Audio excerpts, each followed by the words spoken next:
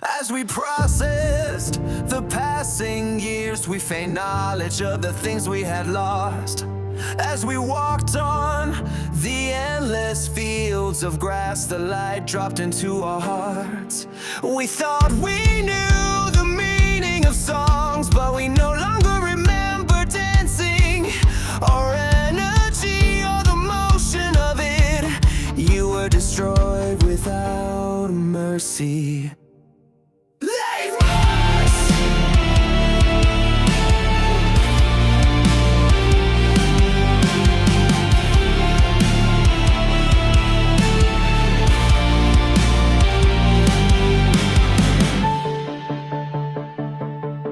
Age marched on and took what we thought we never would have a chance to hold. So close to our hearts that its spirit would burn through us. Like lava that the devils that haunted our footsteps would crawl into our dreams, and we would never let anyone know what we were dreaming about. Life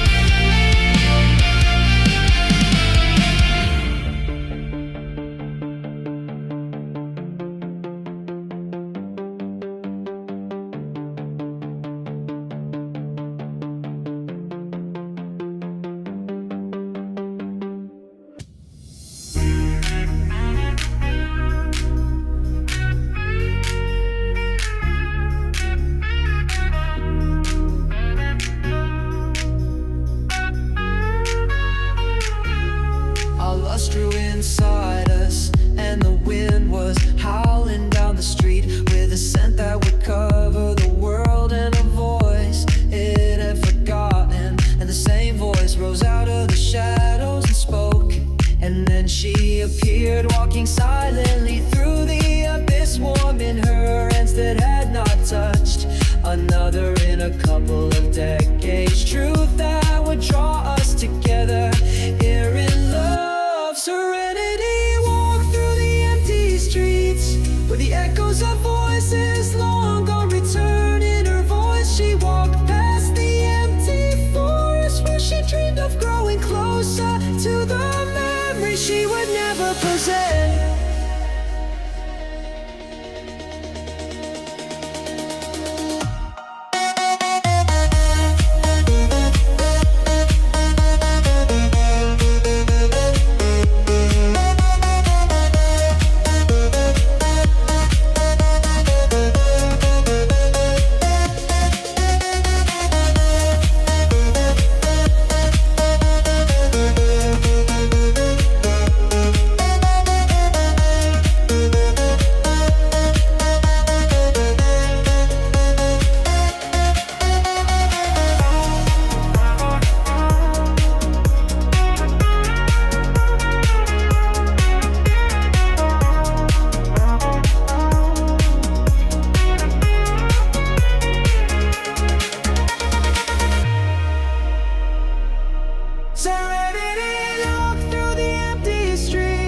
Where the echoes of voices long gone return. In her voice she walked past the empty forest where she dreamed of growing closer to the memory she would never possess.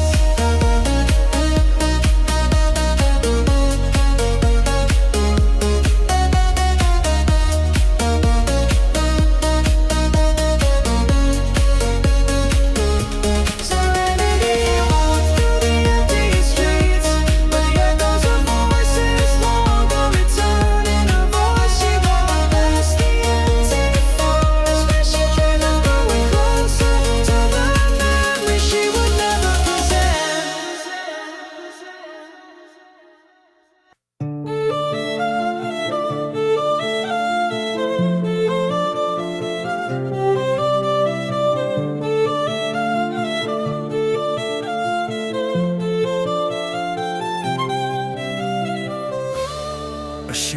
the world followed her.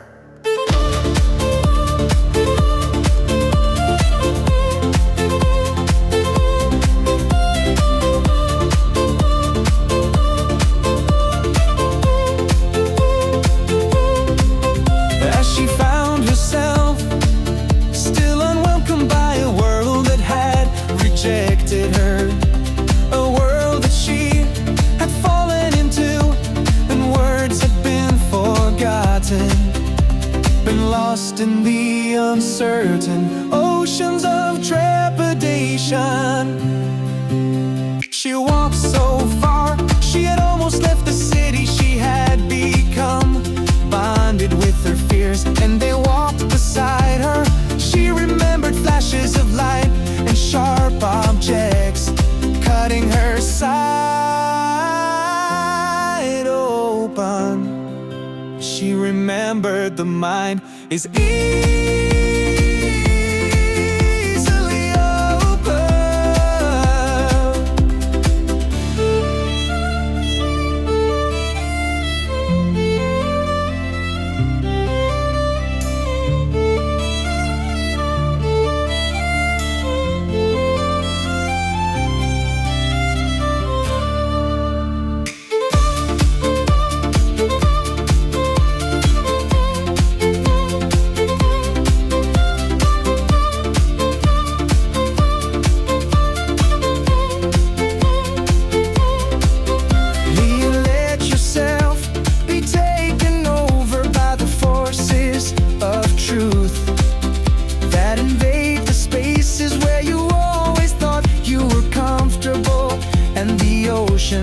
Tempted her to come and dive into their abyss.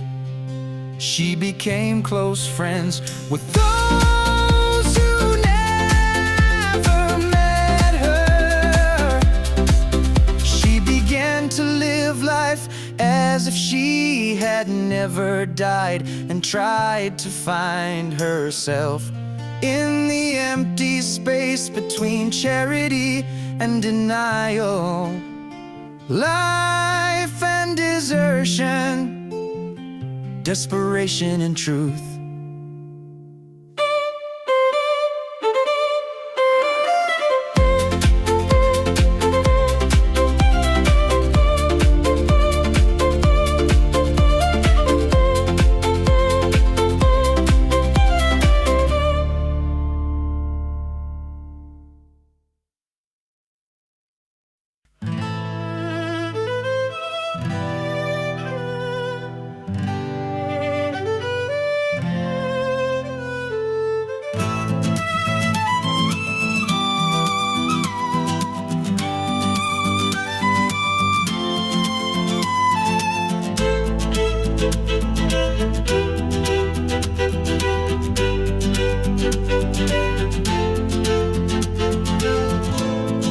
Father wept over her body, and then gambled what was left of his money, and learned to fire a pistol, and learned to steal to survive. And Serenity waited outside the prison where her father sat and wept, but he didn't recognize her. He only watched as she asked him 1,000 questions.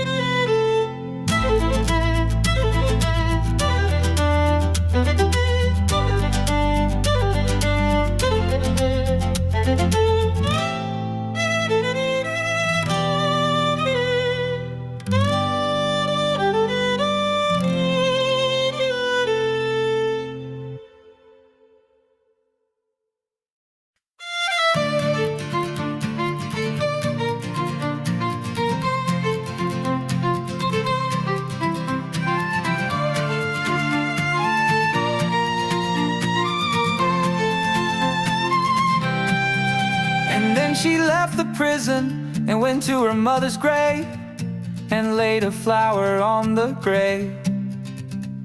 And then the flower wilted and blew across the city because of the breeze. And then pop stars took the flowers that had wilted and played music as the flower bounced off their guitars. The wilted flower flew across to another city where trash littered the streets.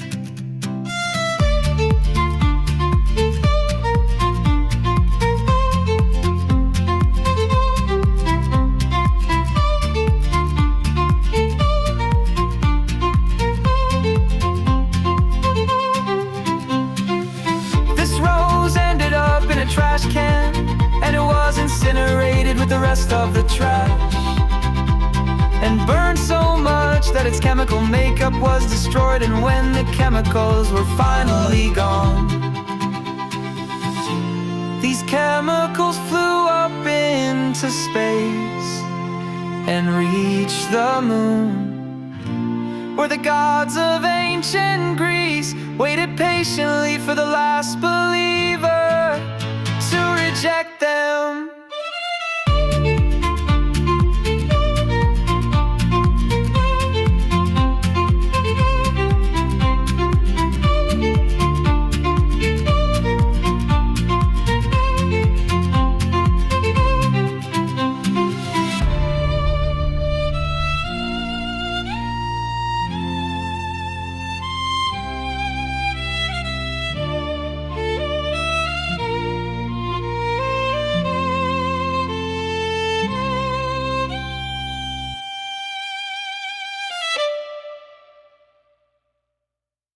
And Serenity walked the path to the homeless shelter and applied for a job as a trash person to clean up the city that was overflowing with trash. They didn't accept her for the position, so she went and did it for free and stood outside as people watched, and the whole world followed her as she began to sing a song she had only known before the first time she died. And she was the only one alive who had been dead before. She was the only one in the world that had seen the other side.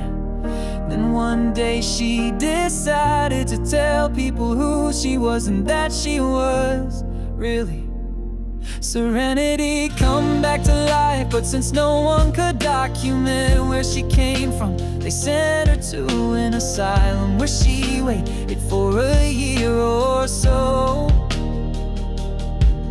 for the time on the wall to expire. And she spilled all her truth about the monster that ended her life, and the memory of the sad lament and kiss of pain.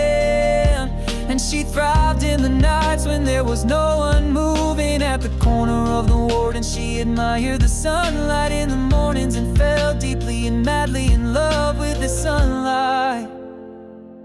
And then they let her out of the ward and threw her violently onto the street, where the same cycle repeated again and again. The same day she spent alone. She knew she had changed so much, but the world had not changed at all.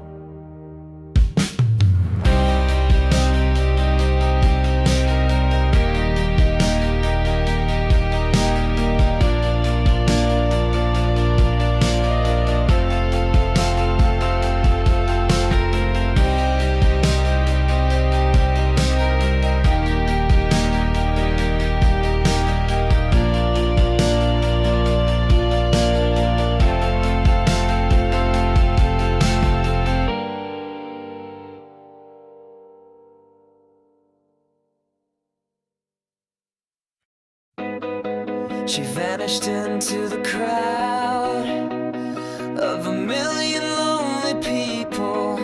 She vanished into the chasms where there is no emotion in the hearts of men and women. She walked with you as you labored, and then lay next to you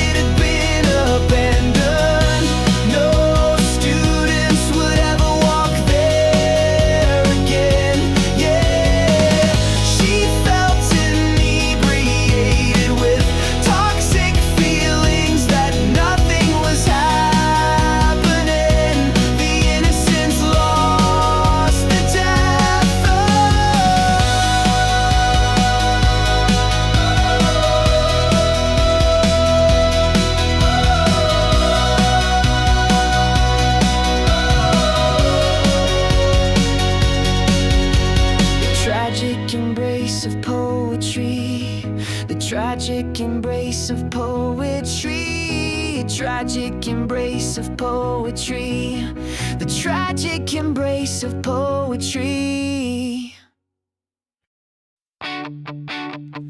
Oh, Prince, she held a candle and walked with you, leading you out of a nightmare.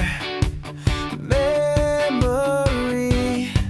she remembered the warmth and the smiles in the summer as her back was against the concrete wall of the building, her long black hair covering her face. Union, she grew closer to those who she thought she would never understand when she slipped down through into ambiguity.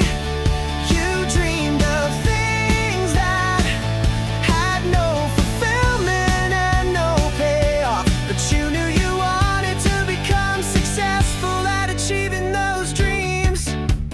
Mockery, we do not have time in the world to sit idly by while the scoffers roar. And she grew closer to those who she thought she would never understand when she slipped down through into ambiguity.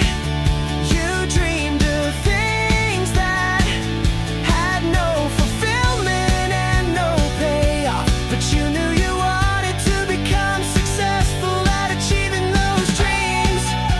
There is always music. You know that our songs which we sang in the darkness drown out the songs you sing in the light of day to stadiums of peace.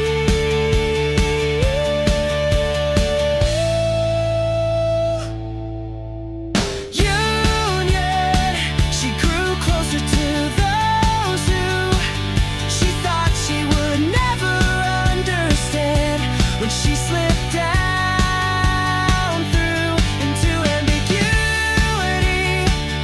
You dreamed of things that had no fulfillment and no payoff, but you knew you wanted to become successful at achieving those dreams. Hope returns.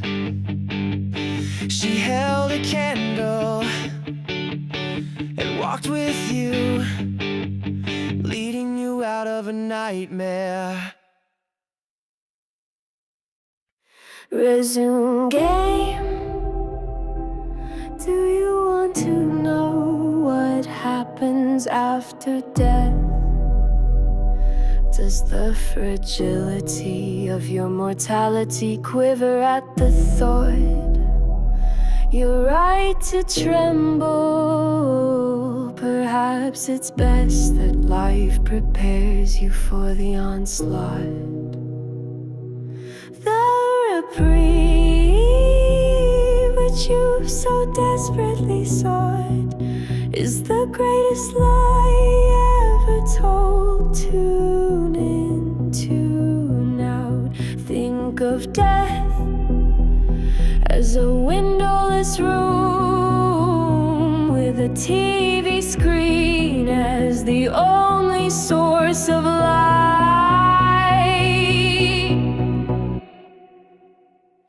You tune in and watch the ones you love wither and rot in their mortal form as they tear themselves apart over the inconsequential, the banal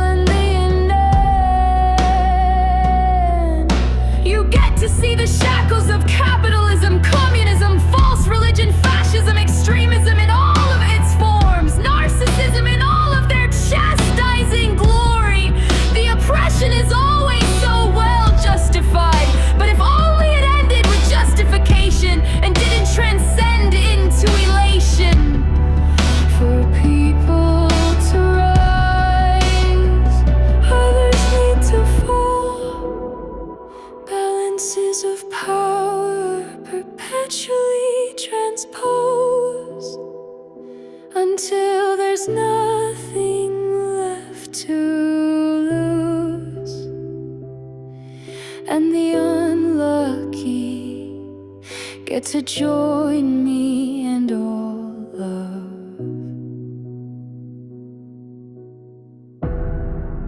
The other hostless souls in a room with a view to our worst nightmares unfolding, being forgotten and replaced. When I got to walk amongst the living, each footstep was taken in a blind direction, frantically hoping that it would lead to validation.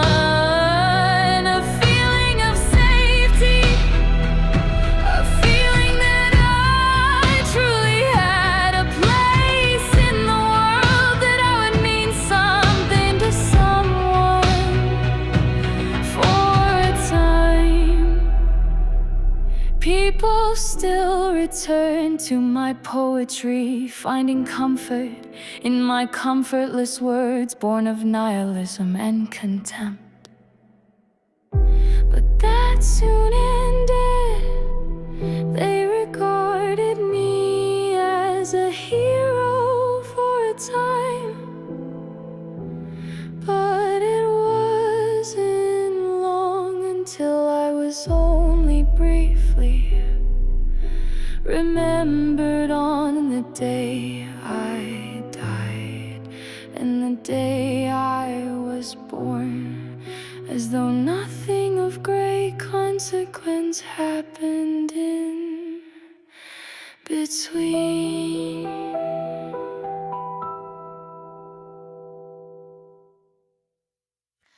Reanimation, Hollywood light again. It didn't happen as they usually portray. There was no sharp intake of breath, no instant shock snap back into animation. I felt my heartbeat first, slowly pumping, cold blood around my body, sighting my organs as they started to pulsate. The rhythm of my mortal coil resumed. Sure, I felt a little hollow, but what's new?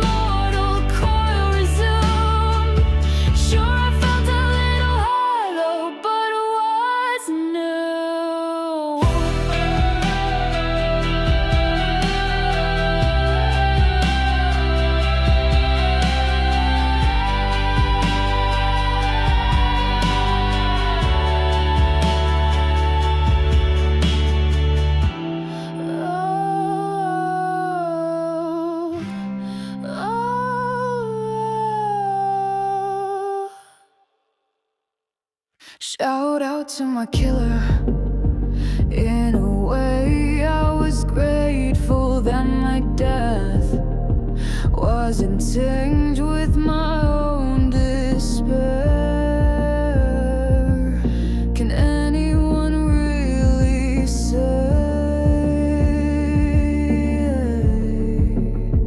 that they've never thought about ending it all?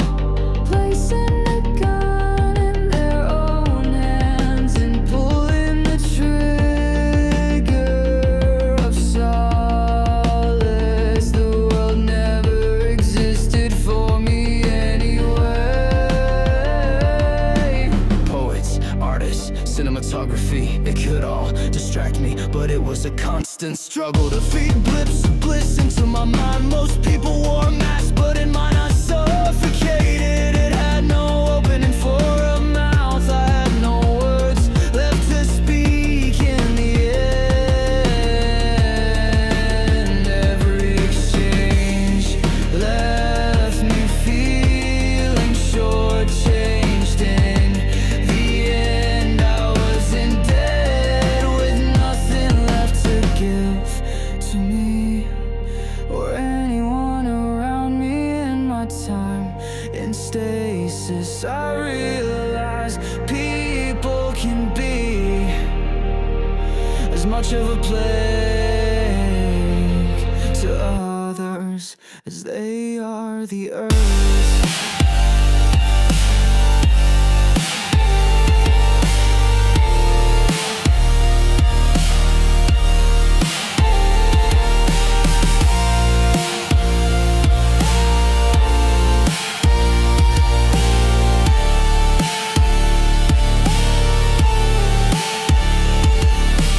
Land is raped for oil, women raped for dominance, forests are cut down, people are torn apart.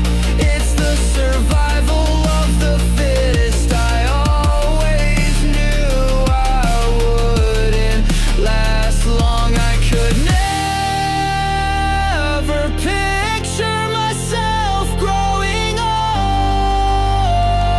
It wasn't that I didn't believe in happy endings, I just knew my life wouldn't work that way.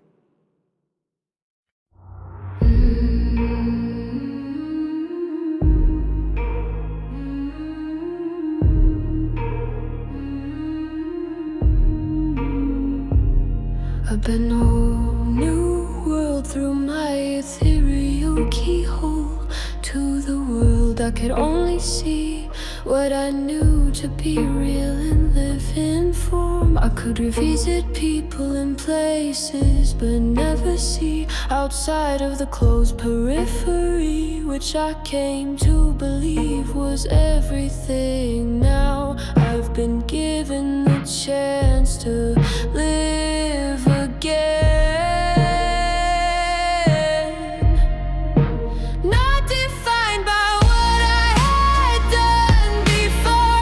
I have no obligations to the living, not anymore. I no longer have to fit in because I don't have a place.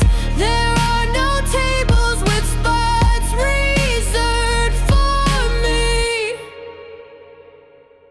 There's no one I can disappoint by hiding away and pulling back the veil of the true nature of humanity by reading 1984 and realizing that the resistance fighters are never gonna win their war. The Martians will always spit on those who live and die poor.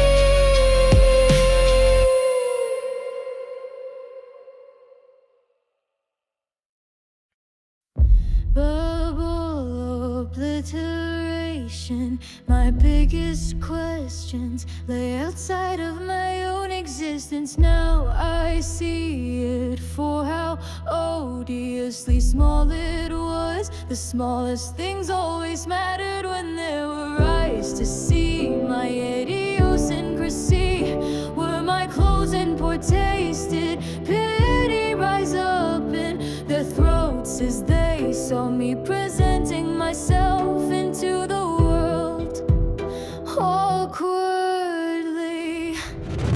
Or did I force that own bitter pill down my throat? What did they think of me after my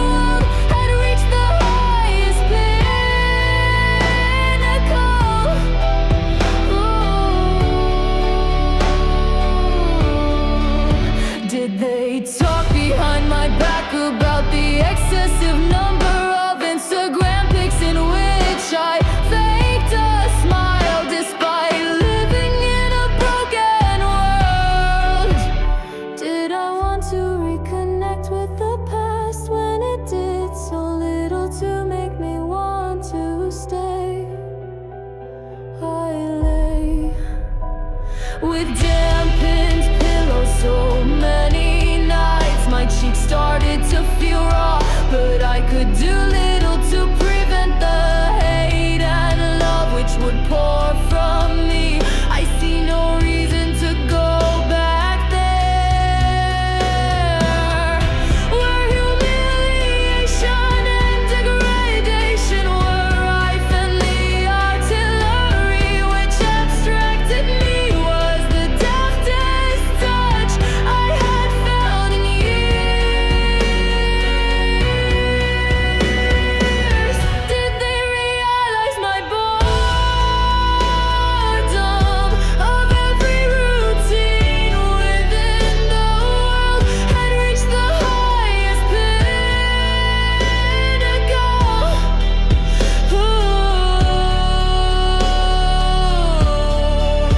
Did they talk behind my back about the excessive number of Instagram pics in which I faked a smile despite living in a broken world?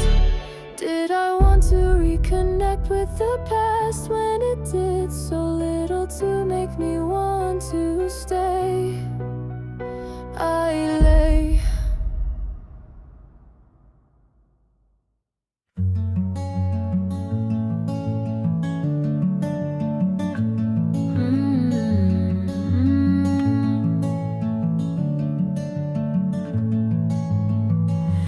lost in fiction. I could only turn to fiction for answers, but I found myself with even more questions. Could I draw parables between myself and the king of the north? There was no lord of light to thank for my resurgence. No great mission lay in front of me, but there was air in my lungs, the New York skyline in my periphery, and the hum of humanity in my ears. And that was enough for me.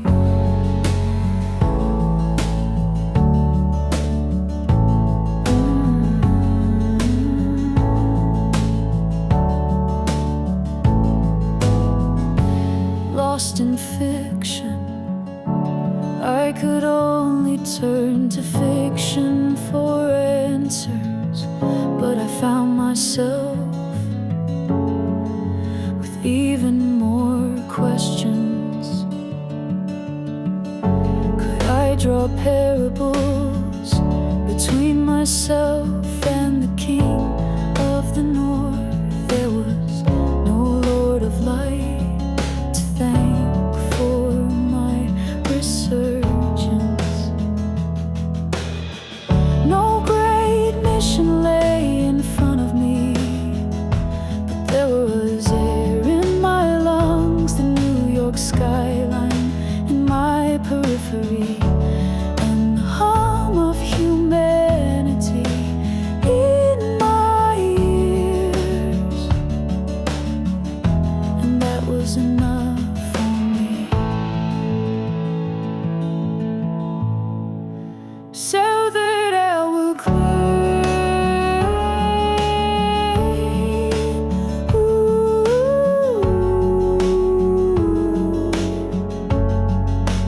I could take away.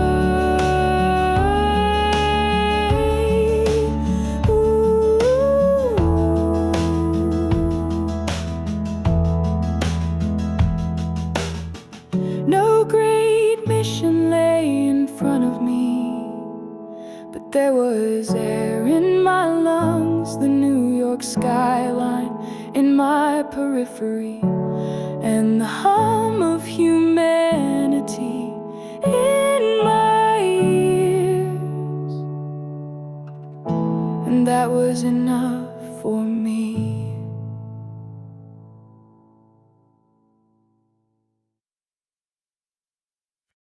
My first acquaintance, a splintering park bench, lay under an apple tree just on the outskirts of town.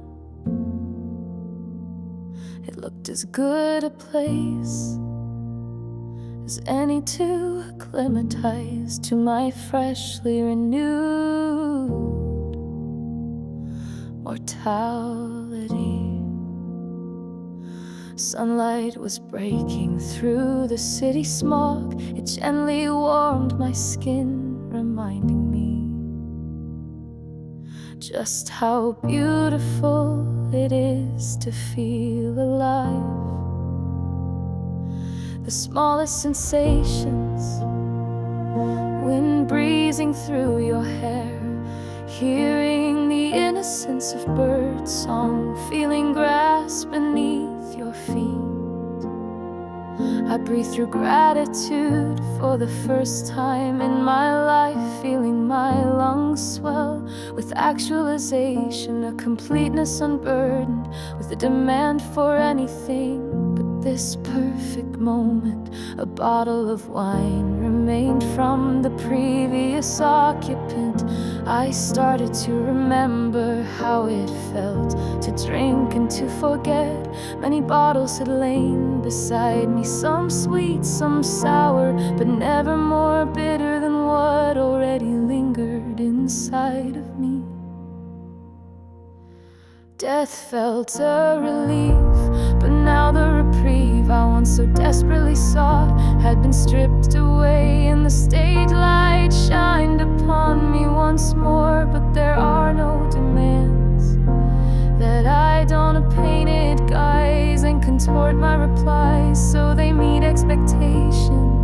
I hadn't spoken at all in 25 years. I forgot the force of will it takes to force vibrations out of your throat in perfect sequence. The hum reverberated through me. It took all of my energy not to burst out into song. I still remembered all my favorite lyrics.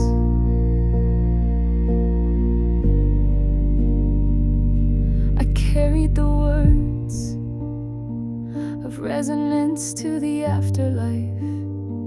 It was only then I realized the true value in music.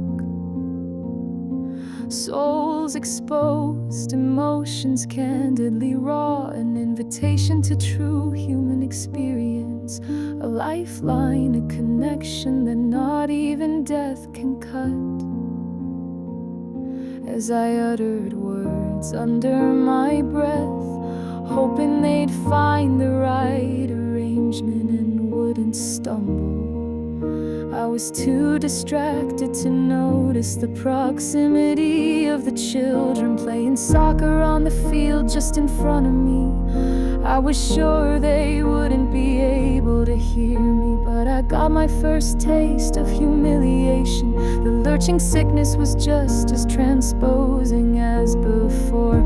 I wished for the ground to swallow me whole, knowing it would only spit me back out again.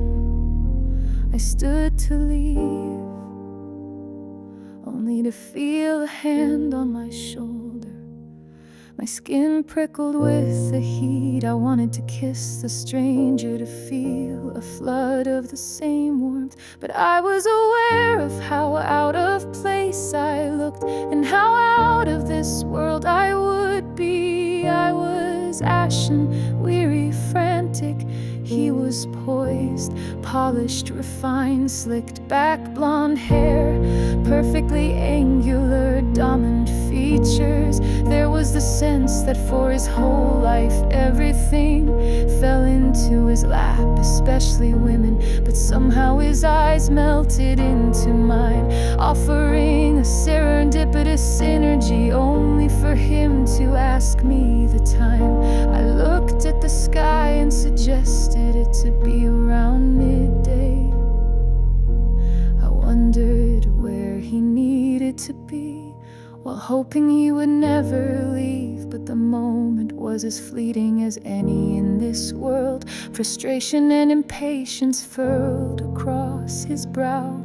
The clock was ticking, it's always ticking, down, down, and further down.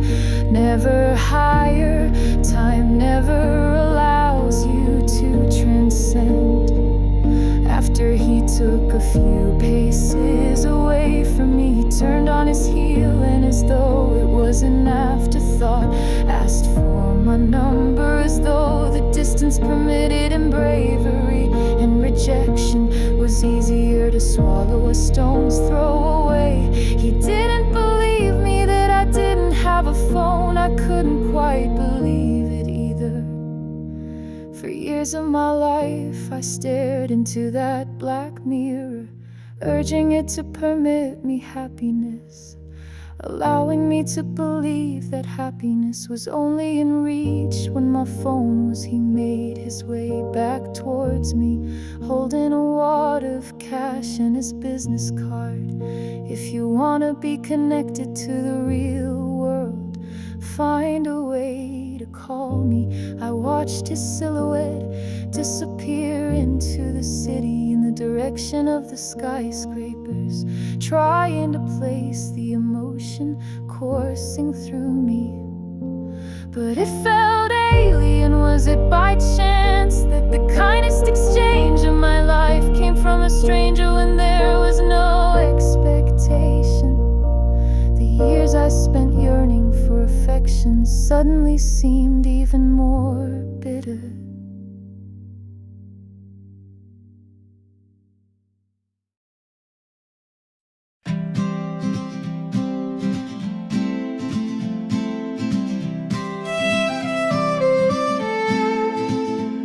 A procrastinating world, I left a world which was desperate for change, turning to the nihilism of Nietzsche and the existentialism of Sartre for their philosophy, unable to take the stagnation, trying to bring art into fruition, to dilute the torment.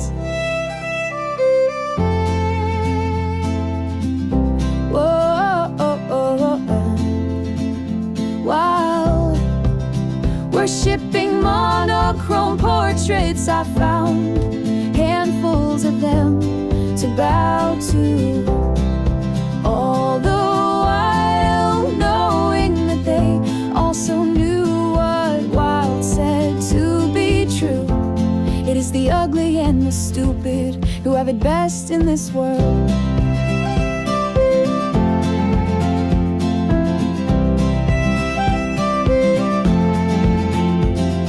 Stupidity was a privilege I was never granted. It was something I actively discarded, unaware of how it had shielded me from the loss of hope which came to define me. Humanity felt like an exposed nerve twitching in malicious rhythm. As for my aesthetic, my face was a painted target. My fashion sense of fetish, I collared my eyes dressed in studded leather. It was my uniform, my attempt to warn the world of my intensity. Whether it was love or hate, everything had to be felt viscerally.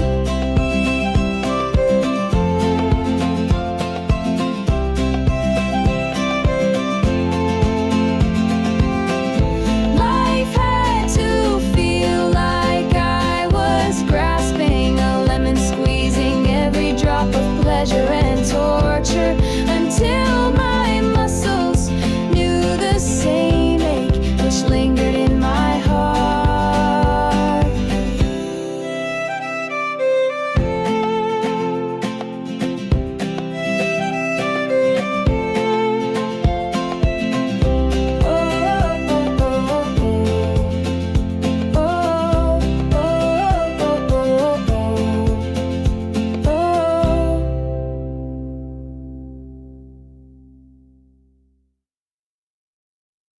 Who stopped the clock? I see nothing new. There's a coffee shop on every corner. frequented by suited men with furrowed brows, fueling their half-lives consumed, possessed by materialistic desire.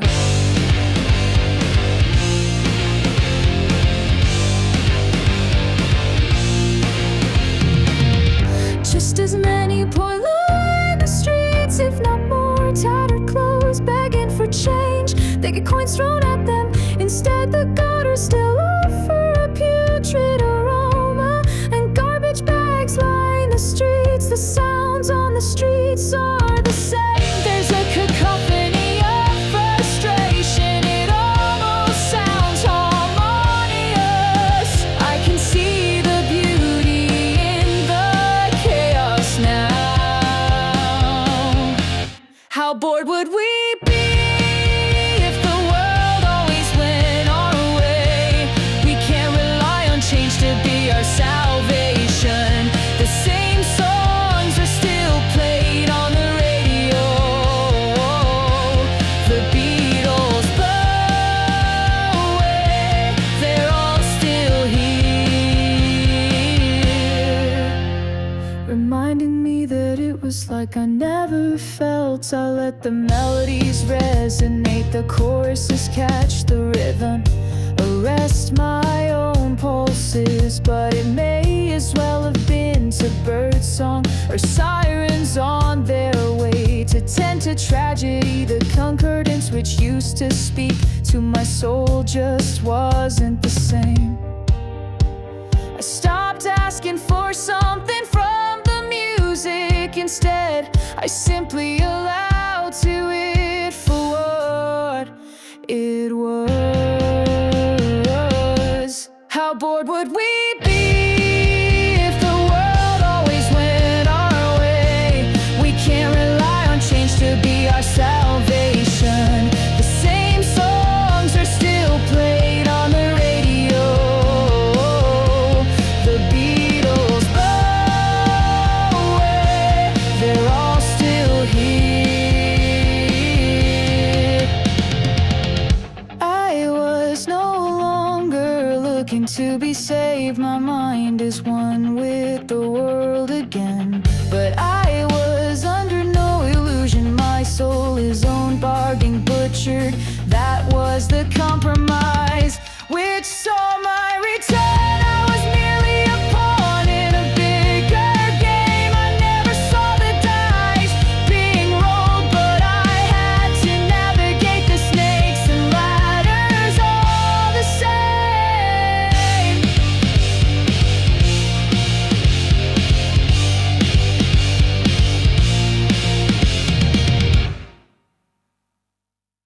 Dinner for one. My entire existence had been trapped in alienation. Loneliness crept in to check on me every hour.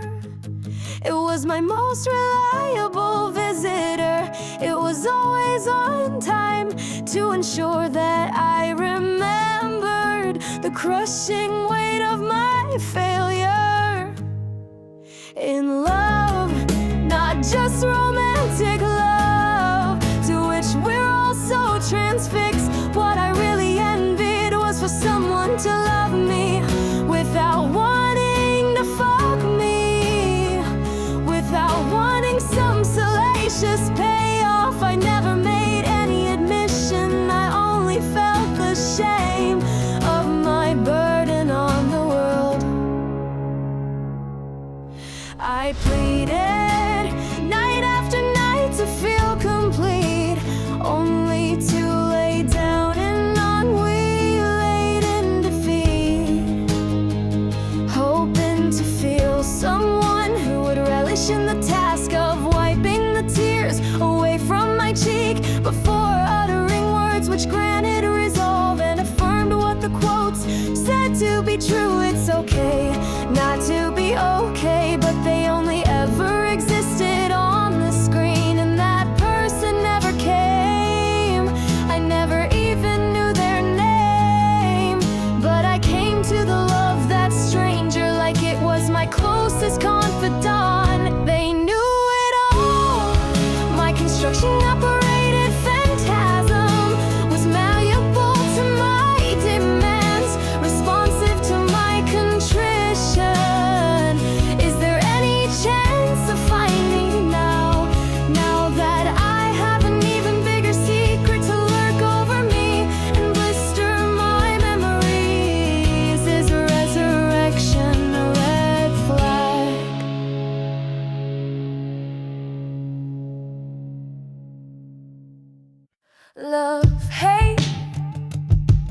took me coming out of the dark to realize that it was never life I hated. How could I find complaint at the array of colors the sky would effervescently shine when the sun set?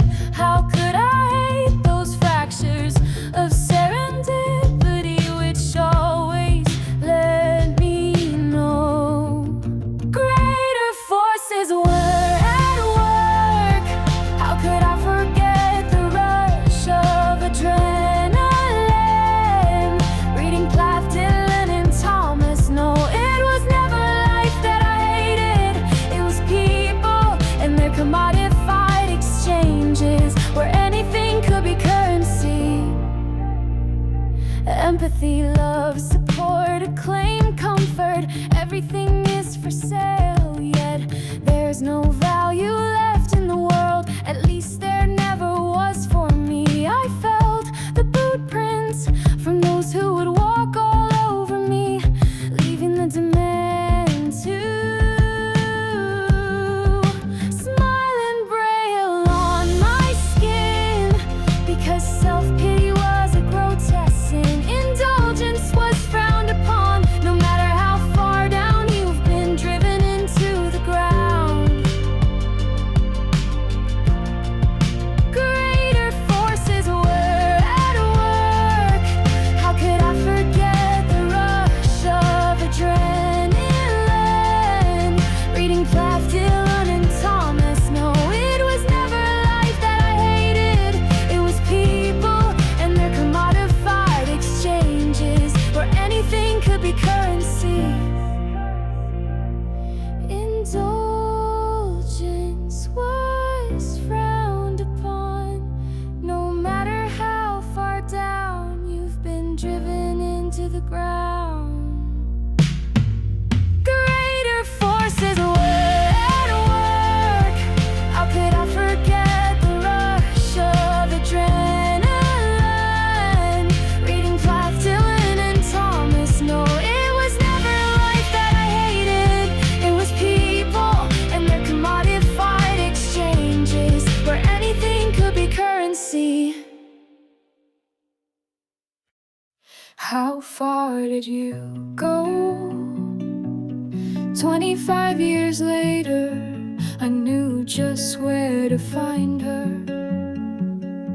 It feels as though I've only just left her. Time doesn't pass.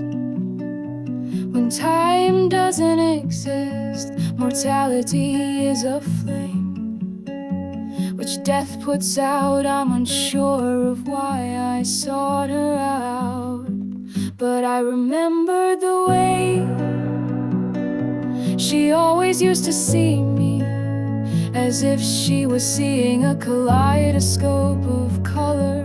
She never spoke to me, but I figured it would be easier to make acquaintance with a stranger. I found her as wide-eyed as ever. Maybe that was just her response when she clapped eyes on me and screamed my name. I'd almost forgotten it. She asked for nothing but my embrace. She stroked my limp hair until I felt inclined to fall into her completely when she pulled away and gazed at the despondence in my eyes. I knew at this point I should cry, but emotions are hard to find when you've had none to feel for 25 years. I've transcended self-pity, gifted with the knowledge that we're all just accidents of consciousness. Overcooked chimps with anxiety, overcomplicating the world with new labels and justifications. I almost started to miss the knots of anxiety, the only companion who would ever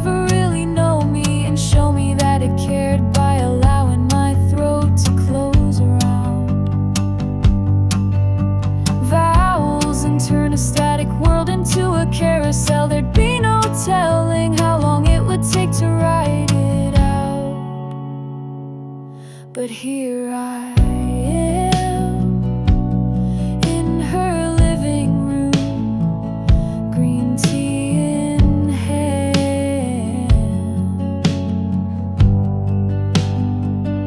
as I hear her daughter play crass records from a room, looking at the lines she'd collected on her face. Somehow it made me wish that I'd collected some too. But for 25 years my body was untainted, while my soul grew wiser with each passing second. She found out that I was pregnant on the day I died. I saw the family portraits hanging on the wall, no sign of a father, just the two of them, bonded by their joint abandonment. She eventually asked me the questions I hope I wouldn't have to hear, the hows, the whys I didn't have an answer for. After the disappointment of my confusion, it was hard to discuss the new developments in town. But my attention picked at the mention of a new record store, Serenity Records. There's only one person I knew who would preserve my memory, hawking pieces of plastic.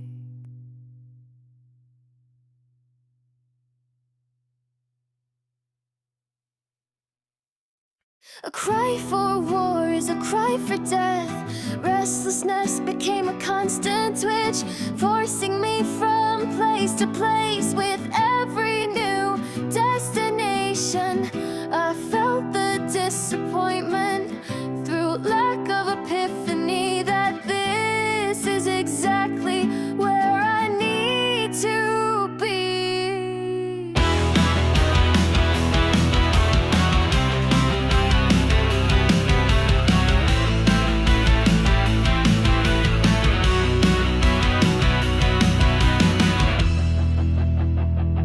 I found myself in a bar, whiskey sour in hand, savoring each drop as the bitter nectar warmed me.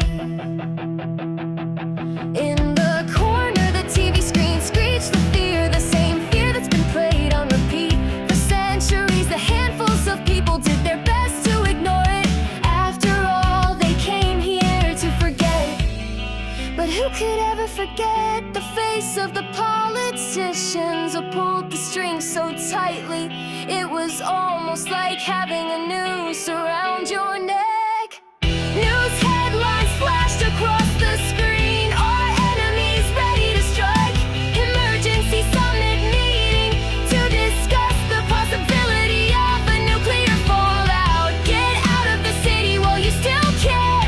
Millions predicted to die this coming Tuesday. The announcements were interrupted by your usual infomercials, selling antidepressants, holidays in the sun, fake tan, probiotic yogurts. The normality almost seemed macabre around the threats of death. But how else would we spend our last days if only the real Viking armies had been televised? Would we see the glamour amongst the gore? Cross swords and splintered shields seem almost romantic compared to hydrogen bombs. Elements of nature weaponized, just as ore have been turned into bludgeoning axes. Perhaps there is no better example of humanity. We create and destroy in equal measure, ensuring that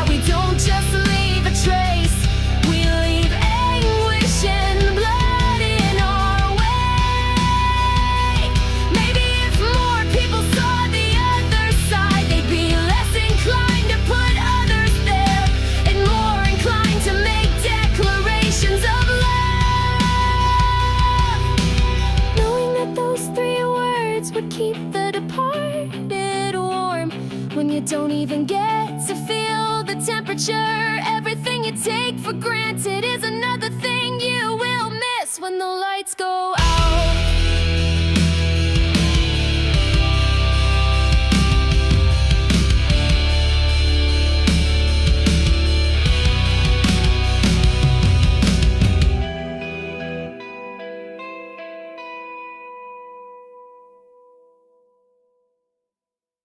Standing in the flames, he said, I'd like to see your foolishness end with a few sticks and a torch.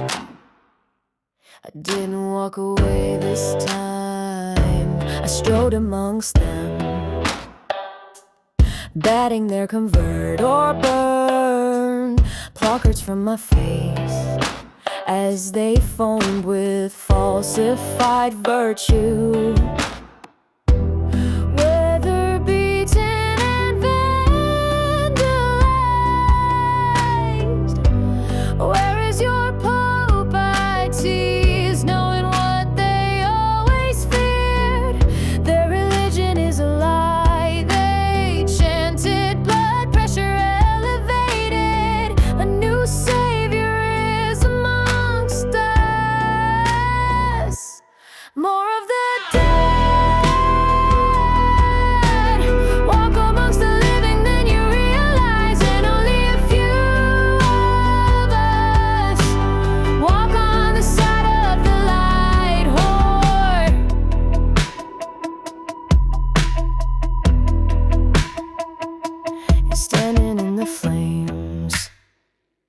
He said, I'd like to see your foolishness end with a few sticks and a torch. I didn't walk away this time. Oh, is that what God would say? Oh, is that what God would say? Oh, is that God would say? More of the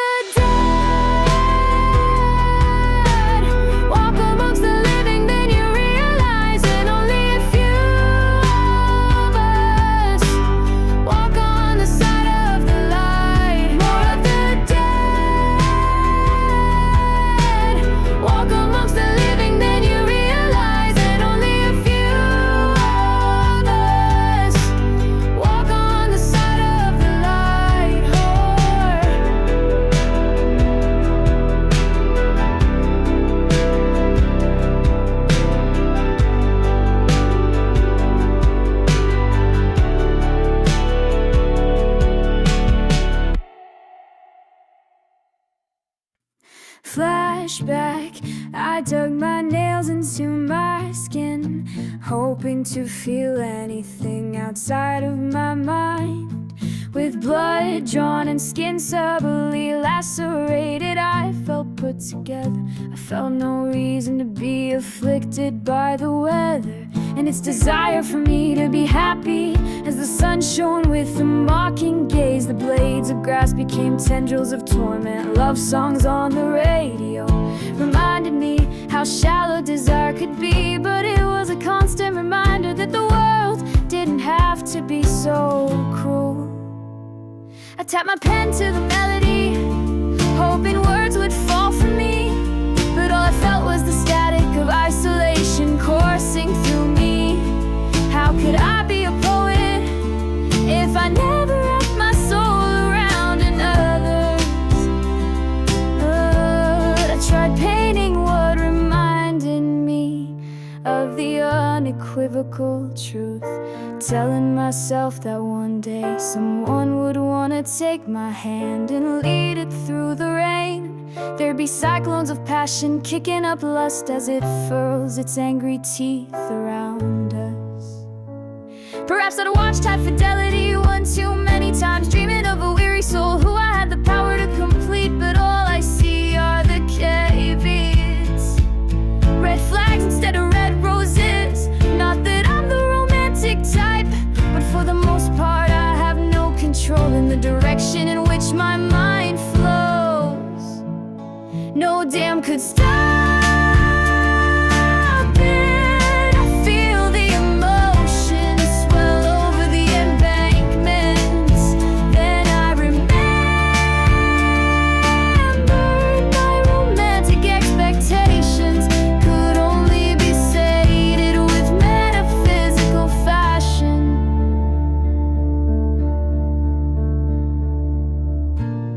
and the constructions of love which had warmed me night after night were fires never destined to be lit. I held the matches in the most merciless of downpours, hoping, praying for ignition, only to feel my own passion dissolve.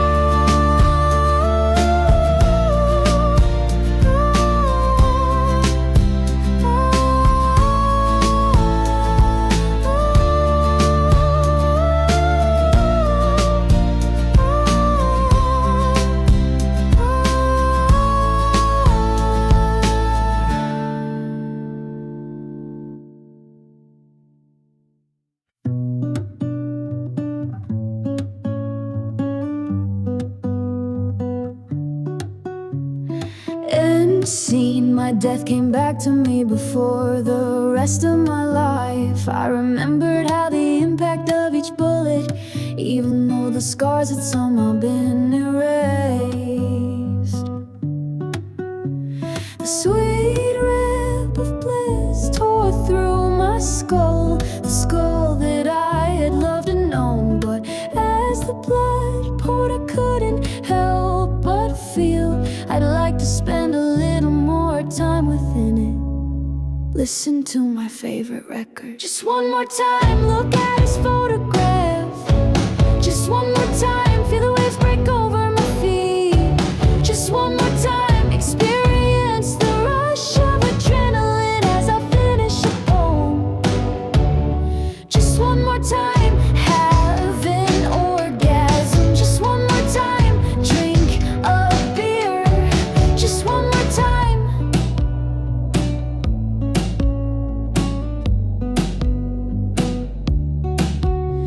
Those things never helped me to hold on before. They were small comforts in a world which my body seemed to react to with visceral contempt. My last breaths were choked with confusion, but I knew I had to save face in front of the shooter. No one else stuck around to witness my slaughter.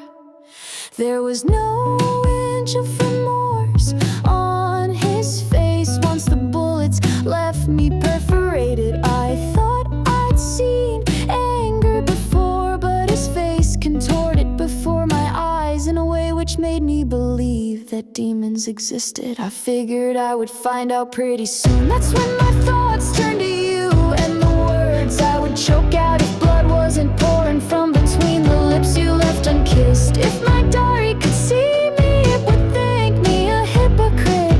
I had told it night after night in eloquent prosaic ways. My heart had an arrow through it, in love with the idea of being alive. I couldn't bring myself to resign to the fear in an ugly battle with mortality. Wide-eyed, grotesque panic flailing his organs failed through jagged breaths. I savored the intensity of the daylight I drank in for the last time until my nihilistic bubble popped, and I couldn't help but smile knowing that this was the end, and this end doesn't have a start. There was no time for unanswered questions, only abstraction from the anxiety.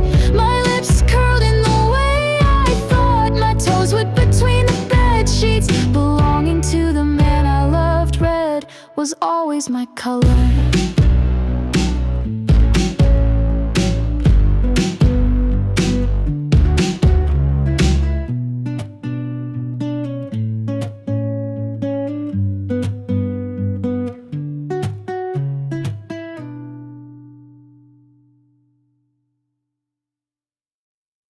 Radical compassion. We push away trauma and embrace the torture it offers.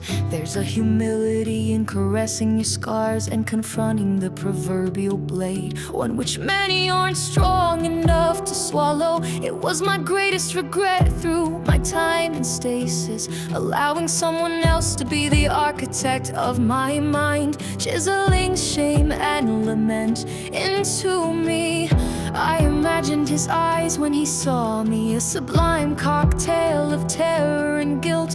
Would it please me as much as it pleased him to put fear in my eyes?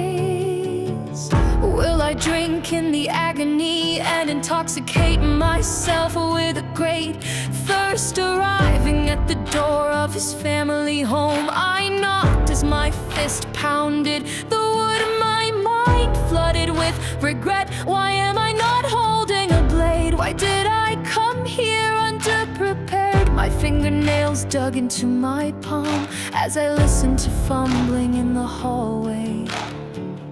Was he drunk again, just as he was that night? As the bolt was drawn back, those black eyes were the last thing I wanted to see.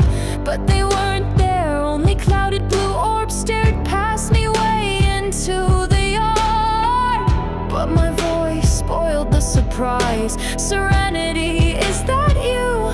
You know I died, and now I can feel that you're alive. There was no apology, but none was needed after I realized it was me with the power to make the shame and hurt dissipate all alone. This wretched creature who I prayed would die could not grant me absolution in the expanse of the darkness. All I wanted was for this moment to come. For it wasn't the man who shot me dead whose blood I wanted to taste. It was him. I'd repressed it for so long. Only when the life poured out of me I could truly see whose insidious touch scarred me the greatest in a time when my innocence hindered me. I was a child, much to his delight. Two wrongs don't make a right, but here I stand, no weapon in hand. But he never needed one. He just possessed his own body, and that was enough to make me want to leave my own. It had belonged to him from that point on. Now it belongs to no one. I didn't have to take his eyes to leave him blind. That misfortune happened upon him without my intervention. I swallowed the temptation to ask questions of how it happened, but I've already come to understand that the universe's will is never underhand. I walked away, knowing that karma was never the bitch we all said she was. She was loyally compassionate.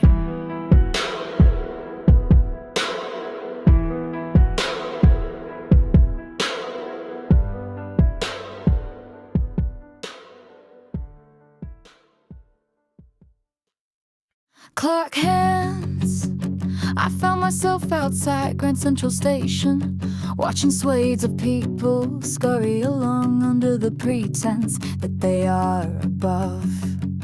The creatures branded as vermin, but perhaps rats of the awareness that they have a tail between their legs.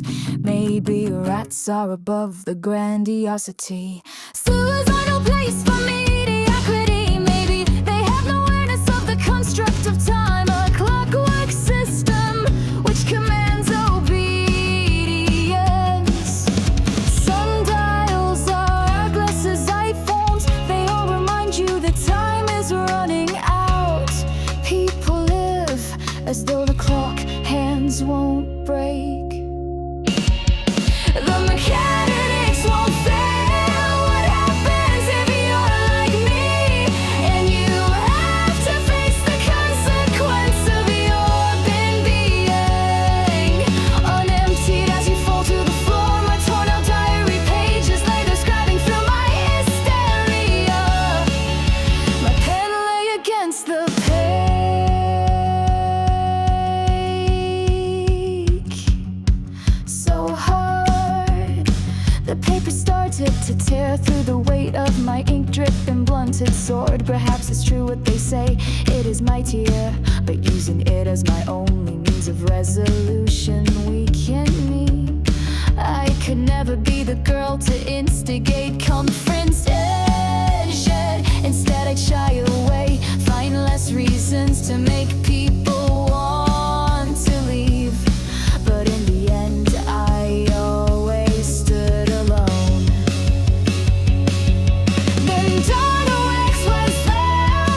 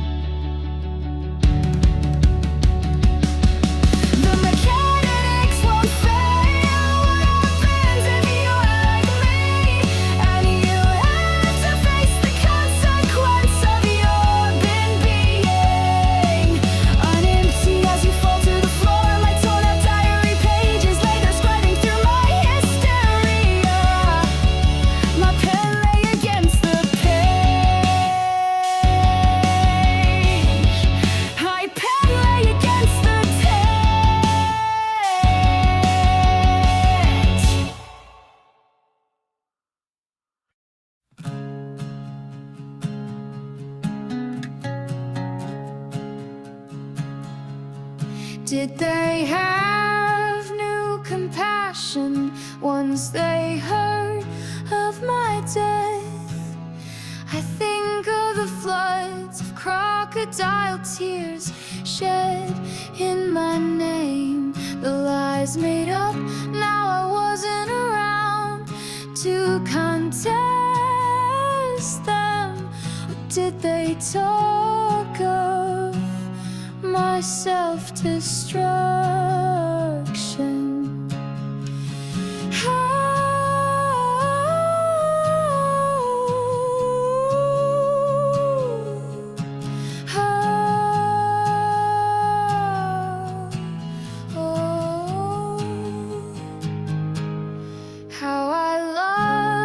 Test my limits just to feel some semblance of emotion outside of depression.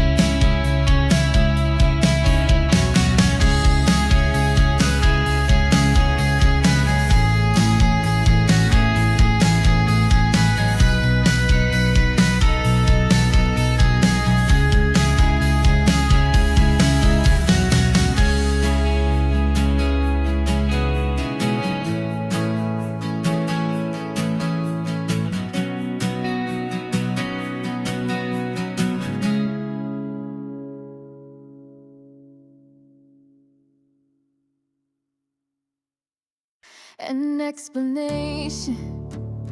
I suppose you're wondering how I returned. Truth is that I never left. No one who has ever died truly ever does. You think the world would be overly crowded. You think that the living wouldn't be able to move for the bones of ghosts. But space is yet another construct. Just as we all follow the demands of time, we became limitable by the concept of space. It kept us rooted, grounded, afraid. We so eagerly ingested the fear. We gorge upon it while simultaneously finding a way to amplify others' fears. Domestic abuse, systematic governmental oppression, media sensationalism, Stanley Kubrick. It's likely that no one has ever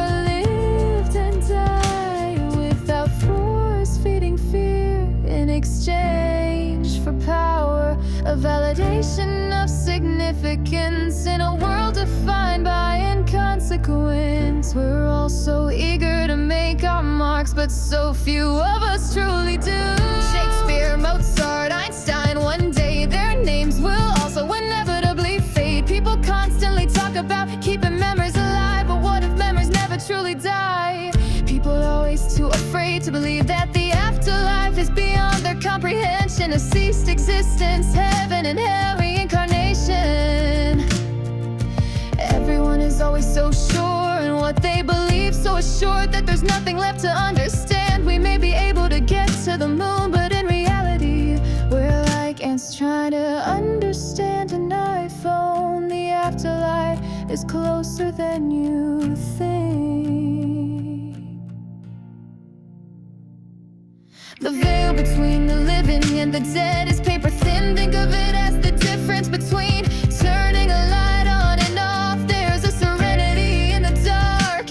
Every obligation, every need, every greed, every fantasy is stripped away and replaced by static. You never asked for anything but white noise from a radio wave no longer in use. That's essentially all we are. Frequency frequencies with appetite. Our bodies aren't what we believe them to be. We can look into mirrors and only see what our eyes project. We can see dead is the end of a life, or we can see it for what it truly is, a freedom. But you're half right with the concept of hell. After our bodies fail us, we're powerless to what we see. The corruption, the oppression, the world cannot sustain us anymore.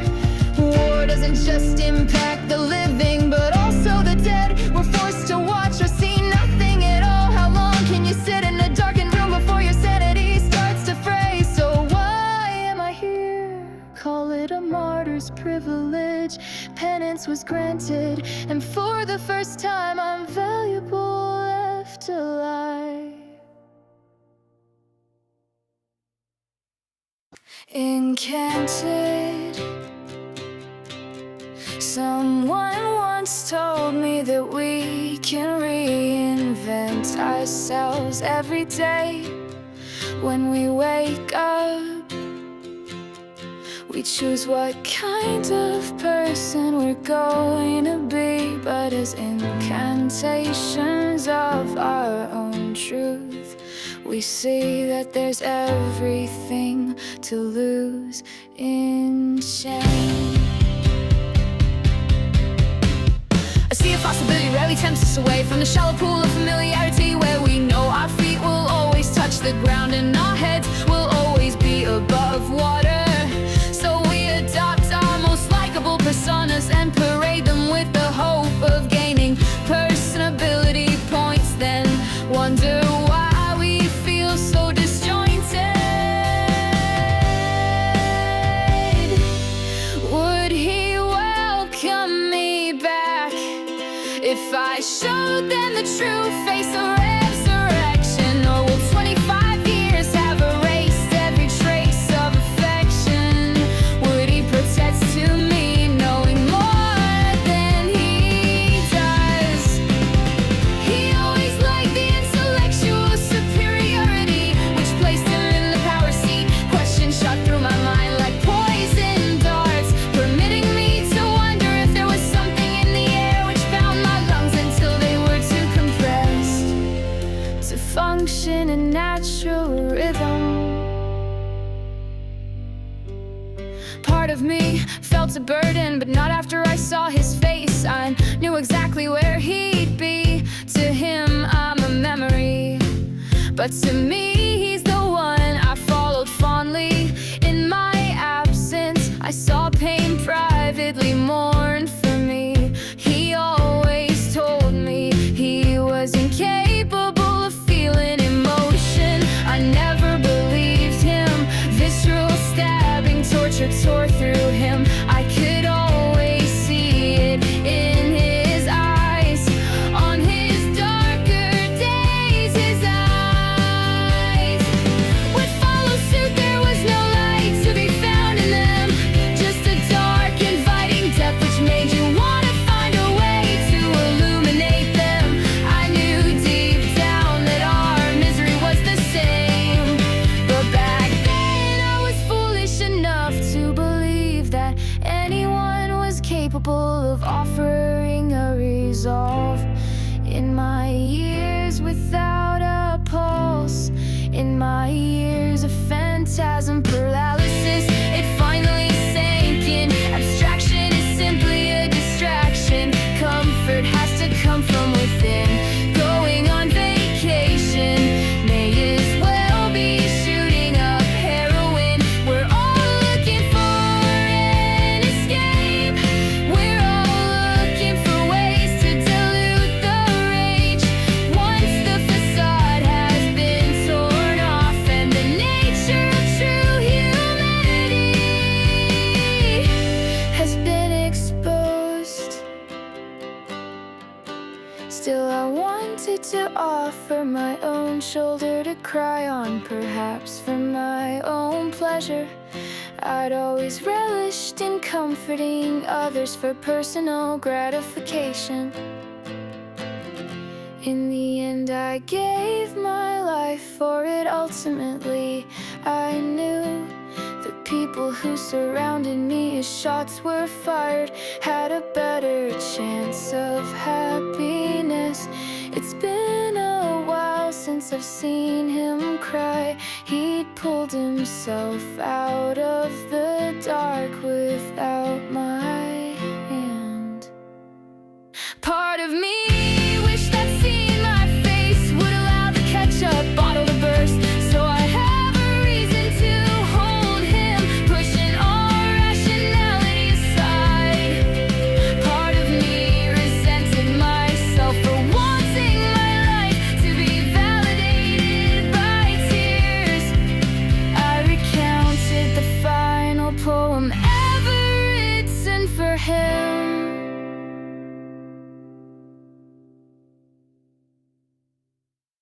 Debauchery and dreamscapes. You've already slipped between my thighs 1,000 times in my mind. You fed me the frustration, forced it into me, scratched me until I bled and constricted each breath until the next fell meaningless.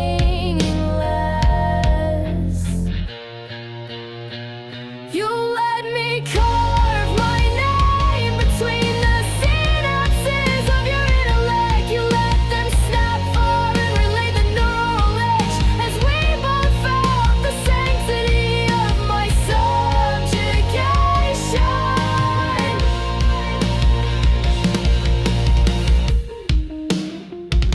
You let me use my power as a sacrifice, allowing your sanctity to taste that a little bit sweeter. I've already craved you until I was sure I knew the taste. I've already felt the weight of your heavy hands as they led me to absolution, taking the leeches off of my chest, never laying to rest the what lingers between us. The phosphorus fire which will burn until I find an outlet for the adoration which is only open in yours.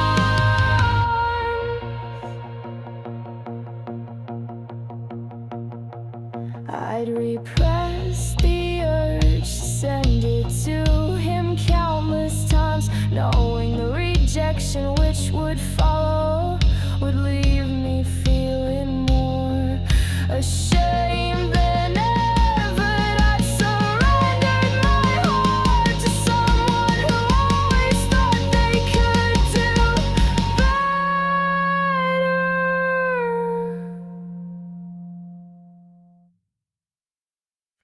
Shuttered oasis. I'd found myself amongst the most run-down streets in Brooklyn. They used to be a bohemian oasis. Street performers used to stand on every corner, 8-foot angels, mime artists, buskers with their renditions of Tom Waits, Leonard Cohen, Nick Cave, all of the oral alchemy poured, disheveled guitars and dirt-stained hands. Rapturous laughter used to echo from the coffee shops, frequented by bands of art degree-toting liberals all coming together in the name of expression and progression. You could taste the virtue in the air, but now shutters had slammed down for the final time long ago on most of the stores.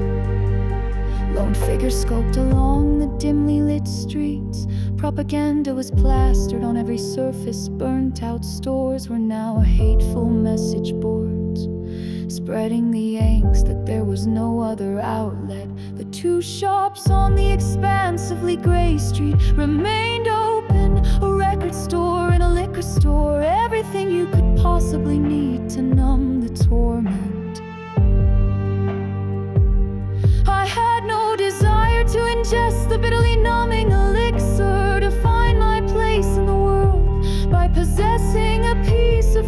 pictured plastic. I just wanted to see him sitting behind the desk of the record store. He had the window lined up with the classics from Joy Division, Killing Joke, and The Cure. Got anything by the Pixies? I asked. He was halfway through detailing his collection of rare singles, limited edition presses imported from the UK. When he truly saw me, I thought I'd drop by. I haven't seen you in a while. We smoked a few joints in silence. I waited for the twitch in his left eye to calm. It was always his idiosyncrasies that endeared me to him.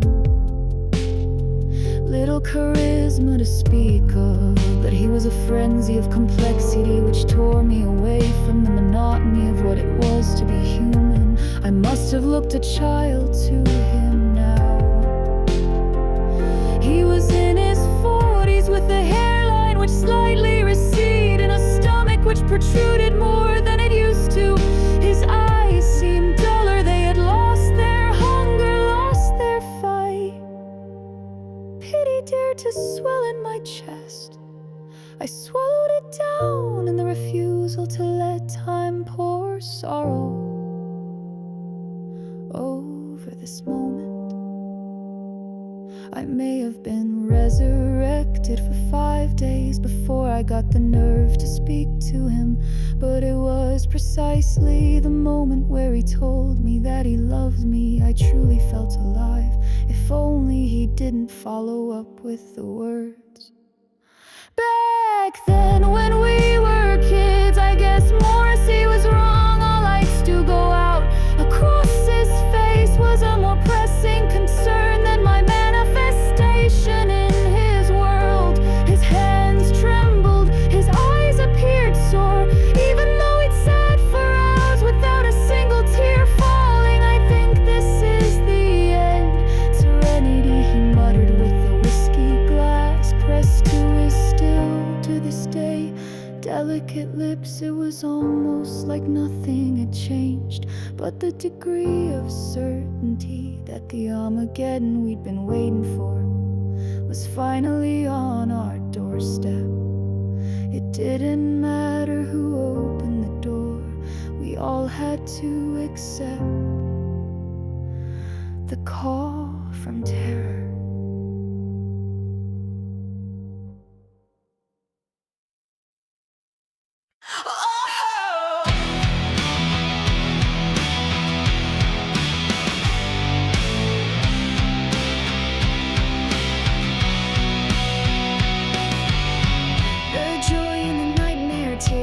From the lie that reality is taintless or unmolested. Let the facades of culture which have glossed over the rot decay to set the maggots free to tremulously ride. Don't tend to your scars, let them ooze, weep and stain. There's no time left for divinity. We are putridity in infected form. Whether it's the ashen bones of sinners or the flesh of virginal virtue, everything erodes, nothing remains. And so it must be for the world to have a chance at purity. Be gratified for every nightmare, every single screaming, searing cinematic portrayal of frustrated fear, where you're powerless, motionless to the horror directed by your own mind. Linky and missing scenes are your salvation from naivety. Your ghosts are redemptive forces urging you to grow. You should have learned to trust them while you were still alive. They never had any reason to fail you, unlike the living never forewarned you. Be gratified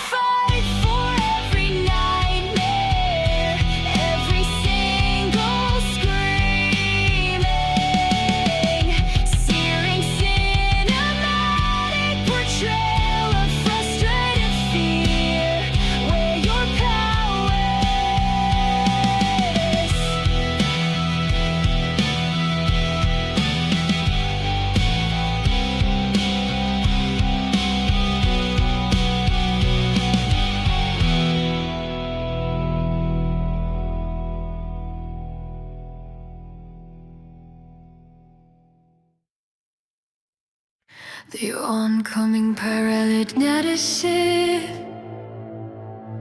only blinded you with fairy tales, making you believe that happy ever afters weren't just fiction. In a world of safety, embrace the dark, find the visceral meaning. Don't let beauty distract you. Let your complacency shatter, offer it to brutal hands to tear apart. Subject yourself to the subversions of the truth. Your eyelids being prized from comfort is always going to hurt. Suffering stifled is a life wasted.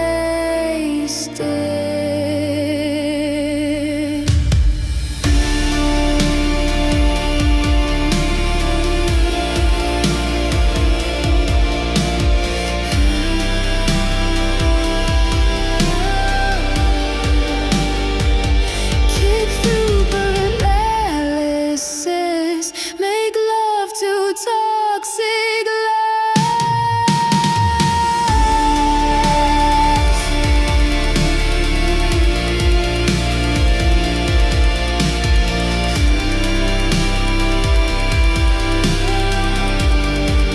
embrace the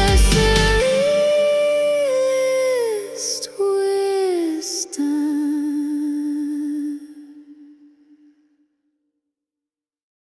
Youth paradox.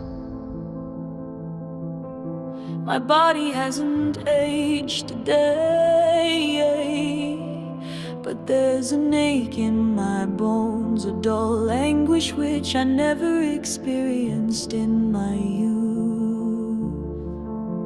I wince through it, clutching the knowledge, knowing that being able to feel anything at all was a blessing. I now know that I was anything but jaded before. We all like to carry the pretense that we've transcended the capacity for torment. But every utterance of that declaration has been made in vain.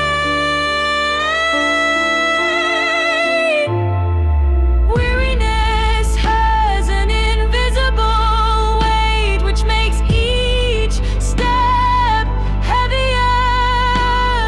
Sorrow has a vice-like grip on your mind which can blind you. But the worst affliction is the exhaustion, an unwillingness to throw yourselves amongst the anger which clouds the atmosphere. But still through the smog I kept walking in a direction which made sense.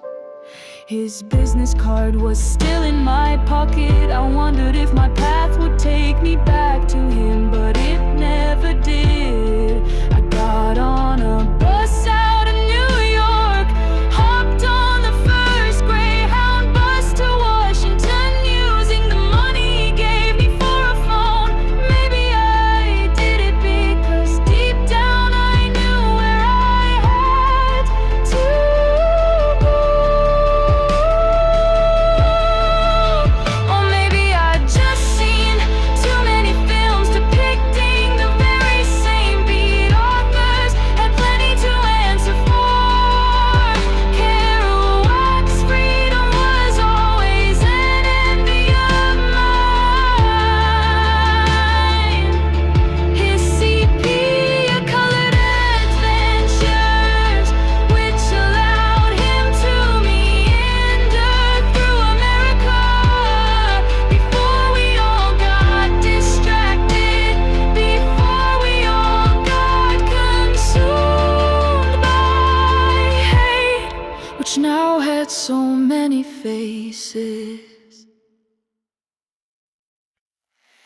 disconnected. I looked over the shoulder of the woman sat in front of me on the bus as she frantically scrolled looking for meaning on a phone, fumbling around for a connection, only to find discord and hate. It's funny that social media still goes by the same name, given the contempt which bitter minds congregate around, toying with new ways to attempt to be profound. But what if they don't want their wit to be applauded? What if they just want to be seen? What if they just want a solid foothold on the ladder, which we all must climb to find our way in the world? The more worlds you tear apart, the more truths you decimate, the higher you stand. Pitchforks and persecution are now digitalized. Pick your virtue, repeated until the foam on your lips, taste of it, project your vitriolic disgust until you're encompassed by self-righteous morality. Pretend your body will putrefy with superiority after subverting yourself into the delusion we can never truly be free of imperfection. Construct yourself as purity personified. Put the lacerations on your own back as you pretend you're the chastised after you've chosen your target. Any adversary will suffice. They'll take the fall for your ego's fragility, as though they were the ones to blame. That you seek out all of the hate in the world, that your inadequacy shines through the spite, as though you lived your life better transfixed by hate.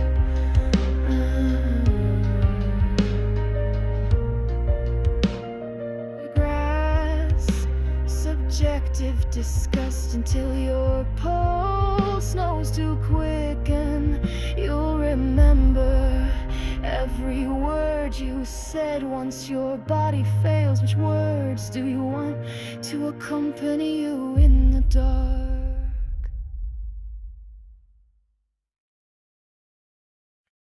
The eve of war, the first words I read after my return were scrawled on the walls of my school. Anarchist graffiti in the place where memorial flowers were once laid out for me. The spray paint demanded the reader to eat the rich. It was the first time that it truly dawned on me that their hunger was not only felt in their despair, but also in their hollow stomachs. Nothing in life is free. So they say, but we weren't created cash in hand. It seems that's been forgotten along the way. Every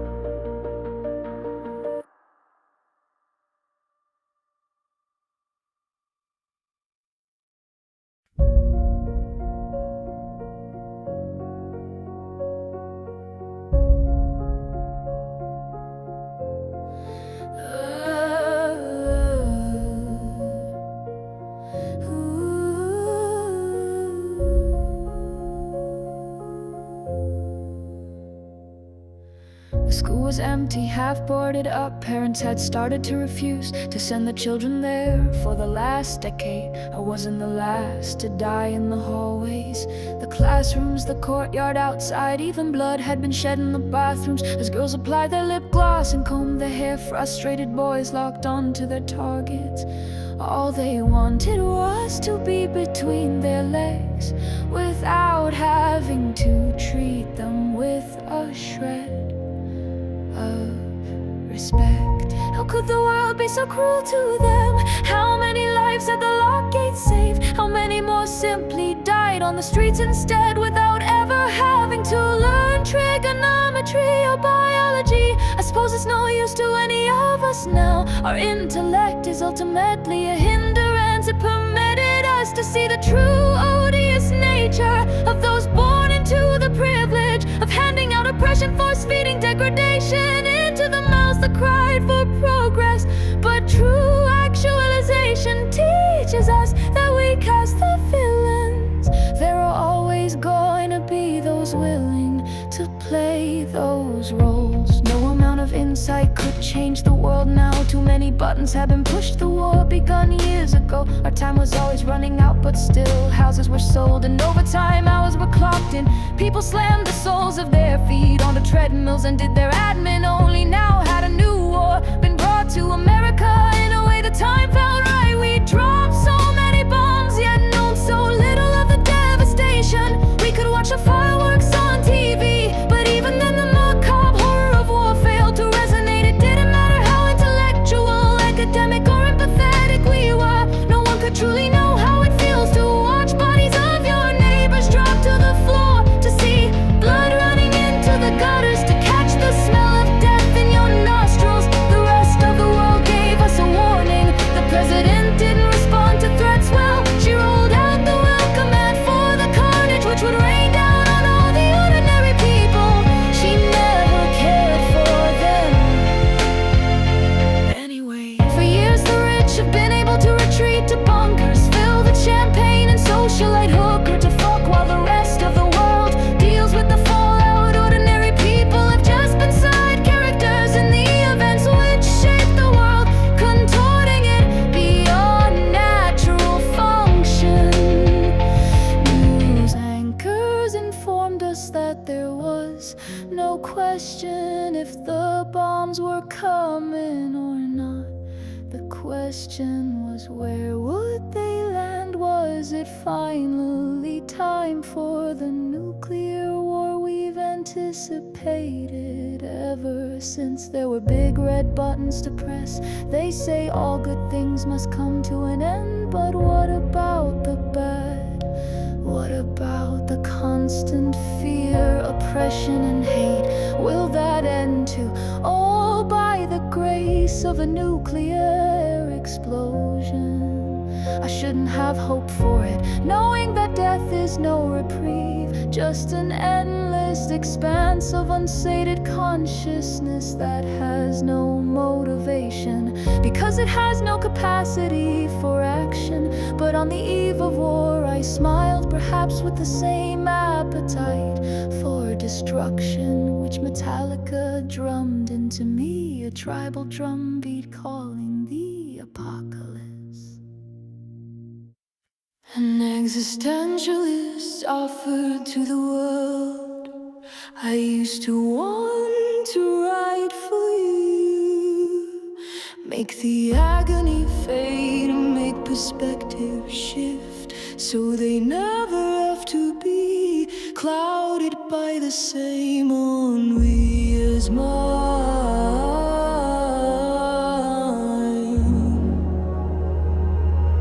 But now I'm not sure I could bear to feel a pen in the hand, or the pressure of the keys as my torment is transcribed for voyeuristic pleasure.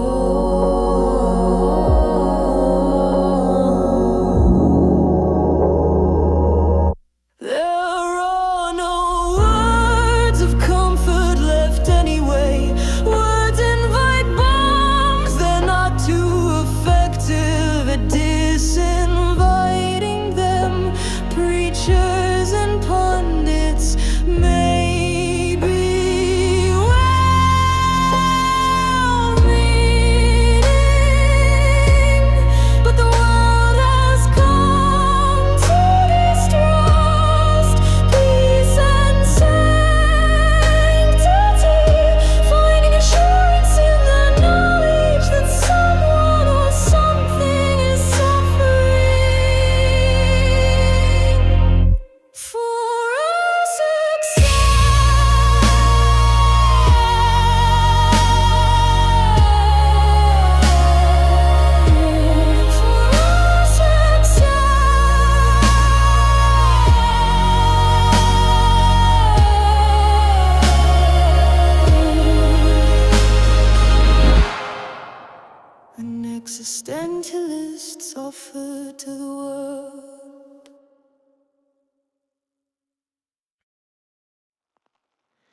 in bloom.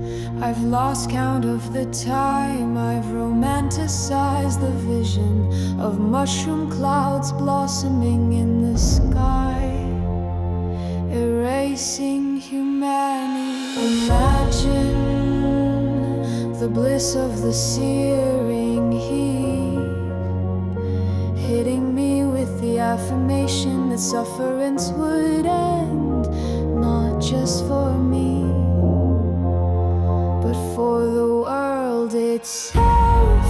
We'd become too accustomed to grieve, to want to fall away from the idea of the American dream, which was no longer on sale. Happy families behind white picket fences seemed an archaic illusion now. Lovers lie alienated in apartments, choked on their sadness. The picket fences are now picket lines. Bitterness lies at the core of what it is to be human. Maybe the apocalypse and the rapture were always supposed to be one and the same. Maybe we'd forgotten how to live freely, so we malleably bend to sold ideals.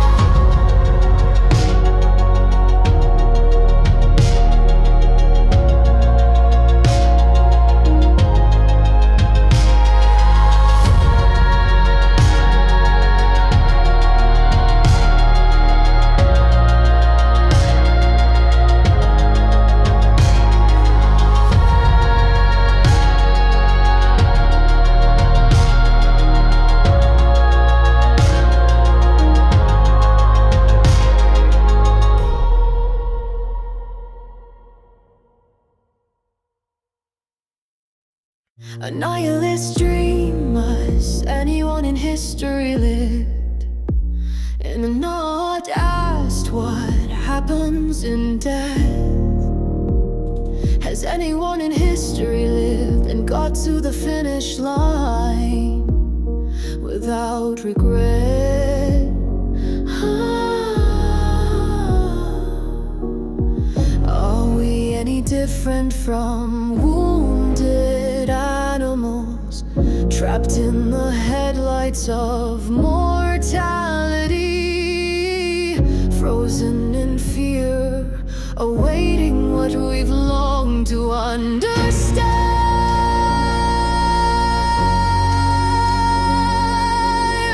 Terrified of the final realization, of course not. Our obsession with what divides us has driven us away from narratives of what makes us the same. I used to be like you, worse in fact. My alienation devoured me, my frustration splintered any hopes I had of putting my sorrow behind me. It was a trend to be in agony, so I grabbed compasses, stuck the needles in my arm, scribing fashion, a nihilist declaration. It didn't matter how deep the wounds went, they were all just scratches on the surface, compared to the torturous carousel which would twirl in my mind every night. If resurrection has taught me but one thing, it's to grasp commonality when you can wrap both thighs around it, make declarations of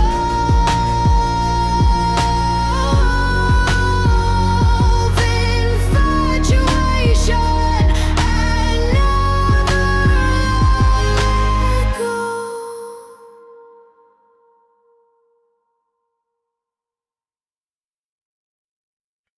My olive branch to humanity. Sirens cut through the air, traffic swirled through the city streets. Voices shrieked in panic. Oh, we were in the eye of the man-made storm. This was exactly how I anticipated the end. Mass hysteria feeding into a frantic scramble of fear. The radio warned that the enemy's artillery was only moments away. But for the first time in my life, I kept true to my name. I walked amongst the chaos, as though I was kicking through fallen autumn leaves. You didn't want to feel alone. I'd spend my entire life putting myself in the line of fire, of loneliness. Closing the curtains, bolting the door, turning off my phone and still waiting for someone to come and save me. Who was ever gonna catch me if no one saw me fall? The radio forewarned that the enemy's artillery was only moments away. But for the first time in my life, I kept true to my name.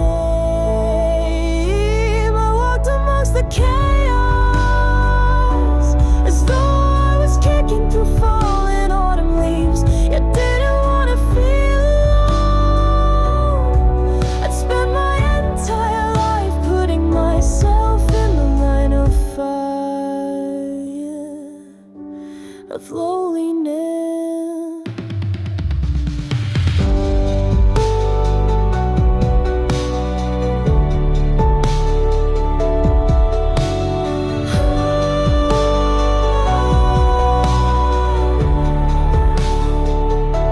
I walked amongst the chaos, as though I was kicking through fallen autumn leaves. Yet I didn't want to feel alone.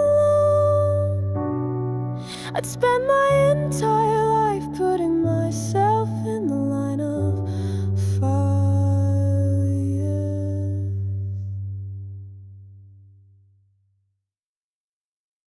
If the end was truly coming, I had put myself in the way of the greatest harm without truly knowing the reason. But if death had taught me anything, it taught me to trust my intuition, those mixed feelings that churn inside of us and argue with our minds. I picked up the handset of a rusted payphone, looking at all the adverts for company for the night, whilst dialing the number, hoping to have some of my very own. He answered, I choked as I introduced myself as the girl from the park, knowing there was only moments before the connection was cut and I'd find myself amongst the noxious smog and dark. He seemed kinder when I couldn't see his face, his chiseled aesthetic which made my resurrected heart race. Everyone needs a friend for the end of the world. It just so happened mine was a stranger, as alone as I, in a penthouse suite, sipping Bollinger champagne, snorting lines of cocaine, shot by his American Express Centurion credit card.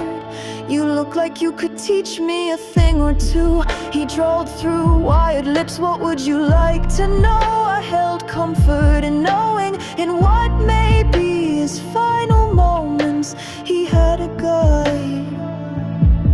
Something I never had, something no one ever has. But I told him what awaits on the other side. Was it all for nothing? Then you'll have the rest of your existence to decide. Don't sour your final moments with lament. Make a final memory.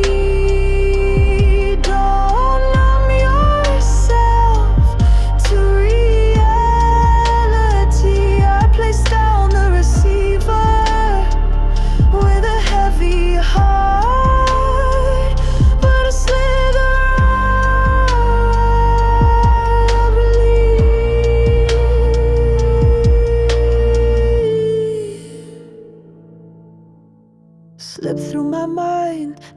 that there can never be any other time where a resurrected bipolar poet could comfort the rich. Yet it's he who gave me a final lesson about the world I'd come to relish in the warmth of my self-righteous beliefs, that anyone who hated me was repugnant, as though I had it all figured out, as though I had learned nothing from coming back to life.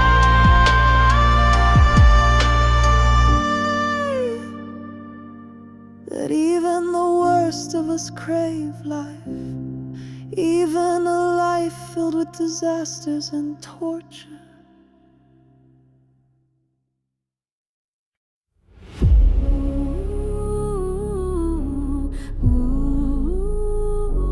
Warheads versus crowbars.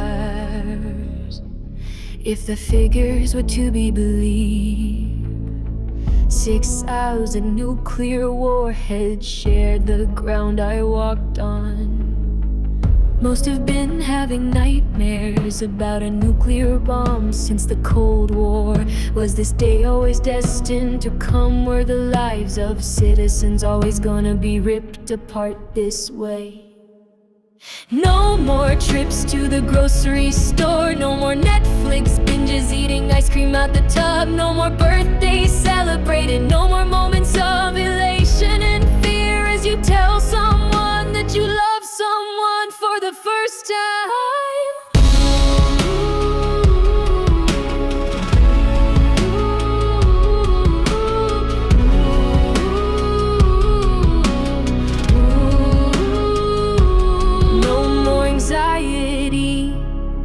No more lust, no more heartbreak, just silence and dust.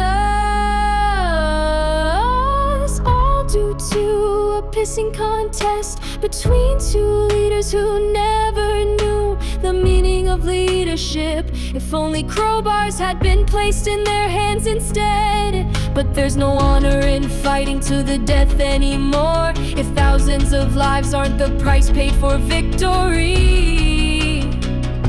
It's categorized as violence.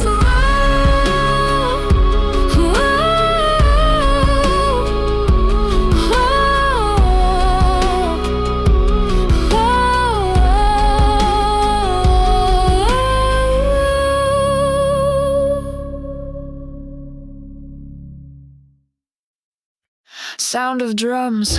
From the moment the first warhead was born, the chance of it being detonated was there, a lingering possibility. Another prospect of another apocalyptic disaster to mentally contend with, along with climate change, or another new plague. The sands of time slipped until there was justification to detonate again. Hiroshima invited a darkened sky, smoke and fire crackling through the architecture. 140,000 deaths wasn't enough to lay to rest our atomic arsenal. Instead, it grew larger, capable of mutually assured destruction. What use was the planet if humanity couldn't reap the profits? But don't think of us as victims, not with our promise of a counterstrike. Sure, it wasn't every American with their hand on the trigger, but we were all equally as responsible. Every ripple of hate and greed fed into the atmosphere and led us to this point. A post-truth humanity, where only the rich are believed and the poor are parrots to be deceived. It takes one person to stand up and be the change. Pope Francis and the Dalai Lama were right all this time. Yet neither sold us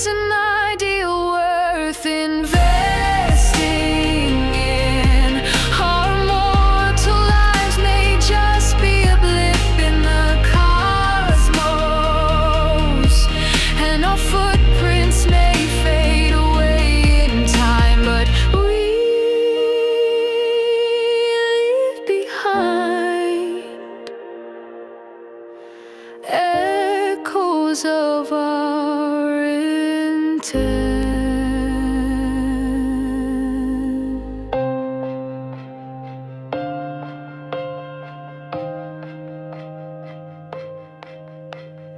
Wisps of consciousness which feed into the atmosphere. It goes beyond the nature versus nurture debate, where the ones who shape the earth think of it as a video game, where most of the time you're in control. But for the most part, your program path guides you. The one choice which is truly ours is the choice between right and wrong. Doomsday clock, it's been 2 minutes to midnight. For as long as I can remember, generations have lived and died, waiting for their hands to strike 12, paralyzed by the prospect of the apocalypse.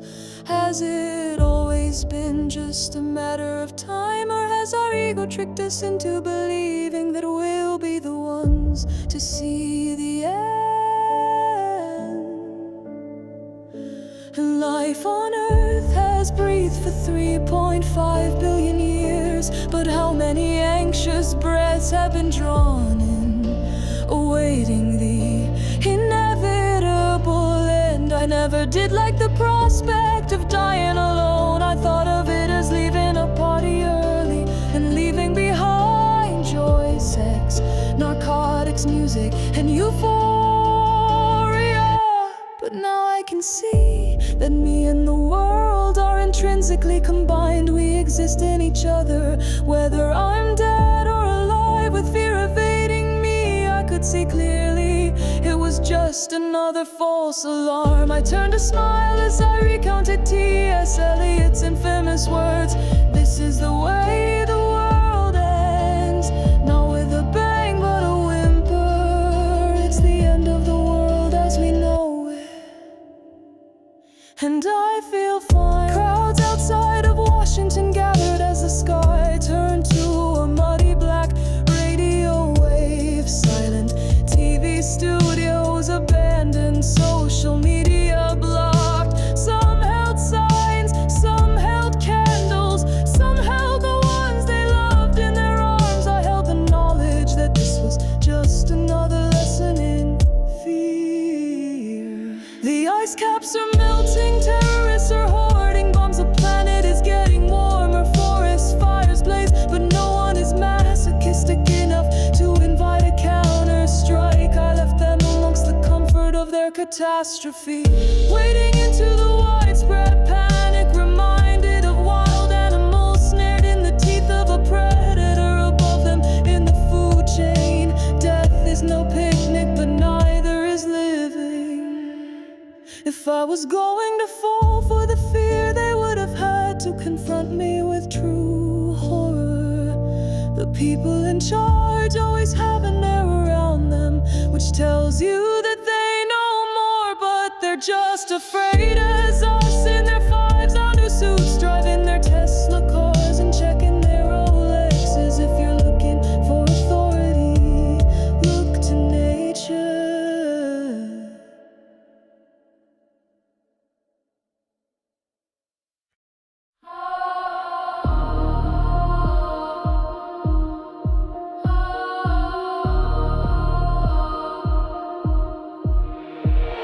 Apocalypse versus reality. Reality isn't in the habit of matching expectation. What makes you believe it would be different with the end of the world? Whether you're waiting for catastrophe of that lightning bolt of art and passion, hitting as you fall in love, nothing ever truly works out how we imagined.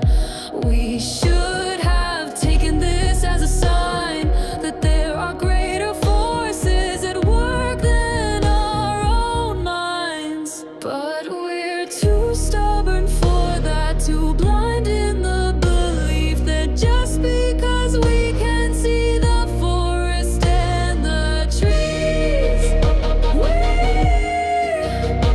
we have a